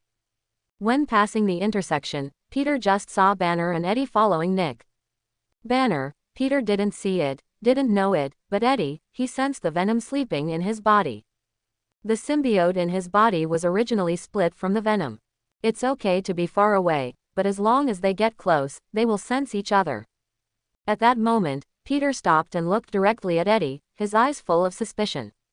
Similarly, when Peter looked at Eddie, Eddie also turned his head to look at Peter at the same time, and his expression changed. He didn't know Peter, but he received the ban from Venom, and the eyes of the two couldn't help meeting in midair. As the eyes of the two collided, Eddie quickly withdrew his gaze, and continued to get into the car behind Nick, who was acting as if nothing had happened. Peter didn't catch up either, he just watched the car start and left slowly. In the driver's seat, Nick, who was driving, noticed Eddie's movements and couldn't help asking curiously, "What's wrong?" "Keep staring at the rearview mirror." Hearing this, Eddie didn't hide anything, and pointed at Peter directly, "That guy seems to be the one who arrested me before, Spider-Man." After the words fell, Nick's expression changed, and his eyes immediately turned to the rearview mirror. After seeing a young man standing at the rear of the car, Nick quickly remembered his appearance in his mind. He tried to check Peter's identity before, but because of the spider suit, he couldn't find any information at all. Unexpectedly, there was such a surprise today. Of course, he didn't want to do anything because of this, but being able to know the true identity of his opponent would also make Peter a little more scrupulous about acting. "Okay, don't look at it, stay away from him in the future. Until we get rid of Tony, it's best not to make him an enemy." Hearing this, Eddie nodded and looked away. On the other side, Peter watched the rear of the car disappear, took out his mobile phone and called Tony. Soon, the phone was connected, and Tony's voice came from inside. "Hey, little Peter, why are you calling me all of a sudden?" "Mr. Tony, I'm looking for the murderer who destroyed your villa. That guy and I are neighbors, and he lives next to me. But I just saw someone from S.H.I.E.L.D. take him away. In addition, there is an elegant middle-aged man beside him, who should be his accomplice who escaped with him." "Okay, I see, don't act rashly for now." After Tony finished speaking, he hung up the phone. Peter continued to walk to the supermarket, ready to buy something. In Pot's residence, Tony, who was lying on the balcony, hung up the phone and looked at the sun shining in from the window, with a smile on his face. Things are getting more interesting. Who are these people trying to deal with? Loki or me? Tony smiled and guessed, but didn't worry in the slightest. He has already fused the 5 major spells, and he is no longer the rookie at the beginning. Except for some terrorist characters, let alone Banner and the 2 joined S.H.I.E.L.D., even if they joined the White House, it would be useless. And the reason why he didn't do anything was because Tony wanted to see who the S.H.I.E.L.D. If it's him, then Tony will have to see if S.H.I.E.L.D. has the strength. If it's Loki, he doesn't mind a good show either. In the S.H.I.E.L.D. meeting room, when Nick brought people back to S.H.I.E.L.D., he called Steve, Saul and others for a meeting without waiting for the 2 to get familiar with S.H.I.E.L.D. Soon, all the extraordinary powers of S.H.I.E.L.D. gathered together, divided into 3 parts, and sat in different positions. Steve and Flint hang out together, Banner stays with Eddie, and Saul is on his own. Nick sat in the main seat and looked at the few people who were sitting scattered. A trace of helplessness flashed across his face, and he took the initiative to introduce the identities of the others. However, it can be seen that the few people are not very enthusiastic about other people, and they can even be said to be indifferent. This reminded Nick of an idiom in Wagwo, literati look down on each other. Although they are not literati, the current situation is similar, in a state of ignoring each other. Seeing this, Nick glanced at the crowd, finally set his eyes on Steve, and said, "Captain, you are a senior and have experience in leading a team. How about you leading the team for the next operation?" Hearing this, Steve thought for a while, then nodded directly, "No problem." Saul frowned directly, and objected, "I am the god of war of the 9 realms. In terms of combat experience, I am richer than anyone else. Besides, I guessed right, you should be dealing with Loki. Then let me lead the team, I know him better than you all." Saul directly objected, not giving Nick any face at all. This made Nick very embarrassed, but he didn't show it, but persuaded, "Saul, this is the Earth after all, you don't understand the situation, I think it's better to let the captain lead the team." Nick said euphemistically, hoping that Saul would save face, but it was completely useless, and Saul still didn't buy it. "I am a god, and a mere mortal wants to command me. If that's the case, then we'll go our separate ways." As soon as this remark came out, Nick immediately numbed his claws. And Steve and the others looked at Saul with unkind eyes. Even Banner, who was watching the play, looked at Saul with cold eyes. After all, his words were not only aimed at Steve, but also included everyone present. Saul naturally felt the hostility towards everyone, but he didn't care. Although Saul has experienced a lot of experience on the earth a few years ago, making Saul no longer arrogant, but some things are engraved in his bones and cannot be changed, and that is the pride of being a god. Even though the few people present are all extraordinary, in Saul's eyes, they are no different from ordinary people. In this point of view, Thor and Loki are exactly the same. Suppressing the rising blood pressure, Nick kept telling himself in his heart that people were brought by themselves, so be calm. "Saul, Rocky's strength is extraordinary, we all work together to win him better. Besides, we still don't know what conspiracy he has. At this time, we should work together instead of fighting among ourselves. We all have the same goal, can't we let go of our prejudices?" Nick was earnest, but obviously, the winking was thrown to the blind man, and Saul still went his own way. "I don't need your help. If I hadn't worried about you before, I would have taken Loki. Don't call me such boring things in the future, see you later." After finishing speaking, Saul got up and left the meeting room directly. As he left, the atmosphere in the meeting room suddenly became a little cold. Nick sat in place with a livid face, and the anger on his face was clearly visible. Banner and Eddie sat quietly at the side and continued to act as little transparent, while Steve got up and walked out, and Flint quickly followed after seeing this. In the end, the first extraordinary meeting of S.H.I.E.L.D. broke up unhappy. Leaving the conference room, Saul did not return to his room, but left S.H.I.E.L.D. directly. As a god, he wants to prove himself right. And the best way to prove it is to capture Loki and let those mortals see how powerful God is. So, after leaving S.H.I.E.L.D., Thor sent out his perception to search for Loki's location. As gods, their aura is completely different from that of ordinary people. They have to be compared, just like humans and ants. Both are creatures, but they belong to species that span dimensions. Therefore, although there are tens of millions of people in New York City, it is not difficult for Saul to find Rocky among them. Soon, Saul locked on a general direction and walked in this direction. The top floor of the Times building. Just as Thor was exuding perception, Loki also sensed Thor's breath. Suddenly, an elegant smile appeared on the corner of Loki's mouth. Without turning his head, he said, "How is the construction of the emission tower going?" Hawkeye, who was in charge of handling specific affairs, heard the words, and immediately said respectfully, "The device is basically completed, and it only needs to import enough energy to activate the cosmic Rubik's Cube to open the door of time and space." After finishing the words, Loki nodded, and immediately said, "Don't worry about it, someone sent the energy." Hearing this, Hawkeye froze for a moment, a little puzzled. But soon, a figure came from the sky, with a terrifying aura that attracted his attention. Thor holds Thor's hammer, and his body is filled with the power of thunder. Luoji stood on the high platform, looking at him with an elegant and calm face. "My dear brother, we meet again. Loki, let's get caught without a fight, and follow me back to God's domain," Saul said with a dignified face. Loki shook his head. "Don't worry, I will go back, but not now. When I rule this planet, I will bring my army back. HMPH, obsessed. Don't you think, I'm here, do you still have a chance?" While speaking, lightning flashed continuously on Thor's body, looking extremely terrifying. When Loki saw this, the smile on the corner of his mouth remained undiminished, but his eyes gradually became flat and he said, "Do you really think you are the god of war of the 9 realms? What are you without Odin's preference?" Loki spoke in a flat tone, as if stating a fact. This moment detonated the anger in Thor's heart. "Really? Then I'll let you see whether my god of war is real or not." Boom! The roar of thunder exploded over Niuyo. The people on the ground were startled by the loud noise, and looked up at the sky. On the balcony of a certain community, Tony put down the book in his hand and raised his eyebrows to look at the sky. The next second, with a thought in Tony's mind, a night bat ninja appeared in front of Tony, bowing his waist and bowing his head.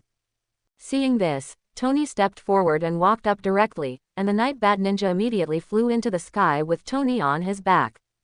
In the past, others would eat their own melons, but now that they had the opportunity to watch a play, it was naturally impossible for Tony to miss it. Soon, Tony came to the sky above the Times building, stopped in midair and looked at the battlefield not far away. Under the control of Saul, the vast thunder slashed at Loki, and Loki was hit directly as if he was unprepared, and his whole body exploded directly, completely turning into fly ash. However, Saul was not at all happy when he saw this scene, and his face became serious instead. Sure enough, in the next second, Loki's figure reappeared, and there were more than one of them. In the blink of an eye, dozens of Loki appeared around Saul. All Loki looked at him gracefully and calmly, with the same smile on his lips. "Saul, is this all you can do?" Dozens of Locusts taunted at the same time, but Thor ignored him, and just searched in the crowd with serious eyes. As the god of lies and deceit, Loki's demonstrated ability is illusion. Any kind of art, stepping into the peak has incredible abilities, and illusion is naturally the same. Loki's illusion has already reached the point where the false becomes real, and the false can be turned into the real at any time, and the truth can be turned into the false. Each of the dozens of Loki in front of him may be his real body, and each may be a fake. In the original book, Thor was tricked into tears several times. Sultan knew these things well, so after searching for a long time to find the truth, Thornton said angrily, "Don't think that this will stump me." Thunder. With a loud shout, in an instant, a large swath of dark clouds gathered in the sky, and the entire girl was overwhelmed by black clouds, and thunder roared, making people extremely depressing. I hope everyone will support it and subscribe more.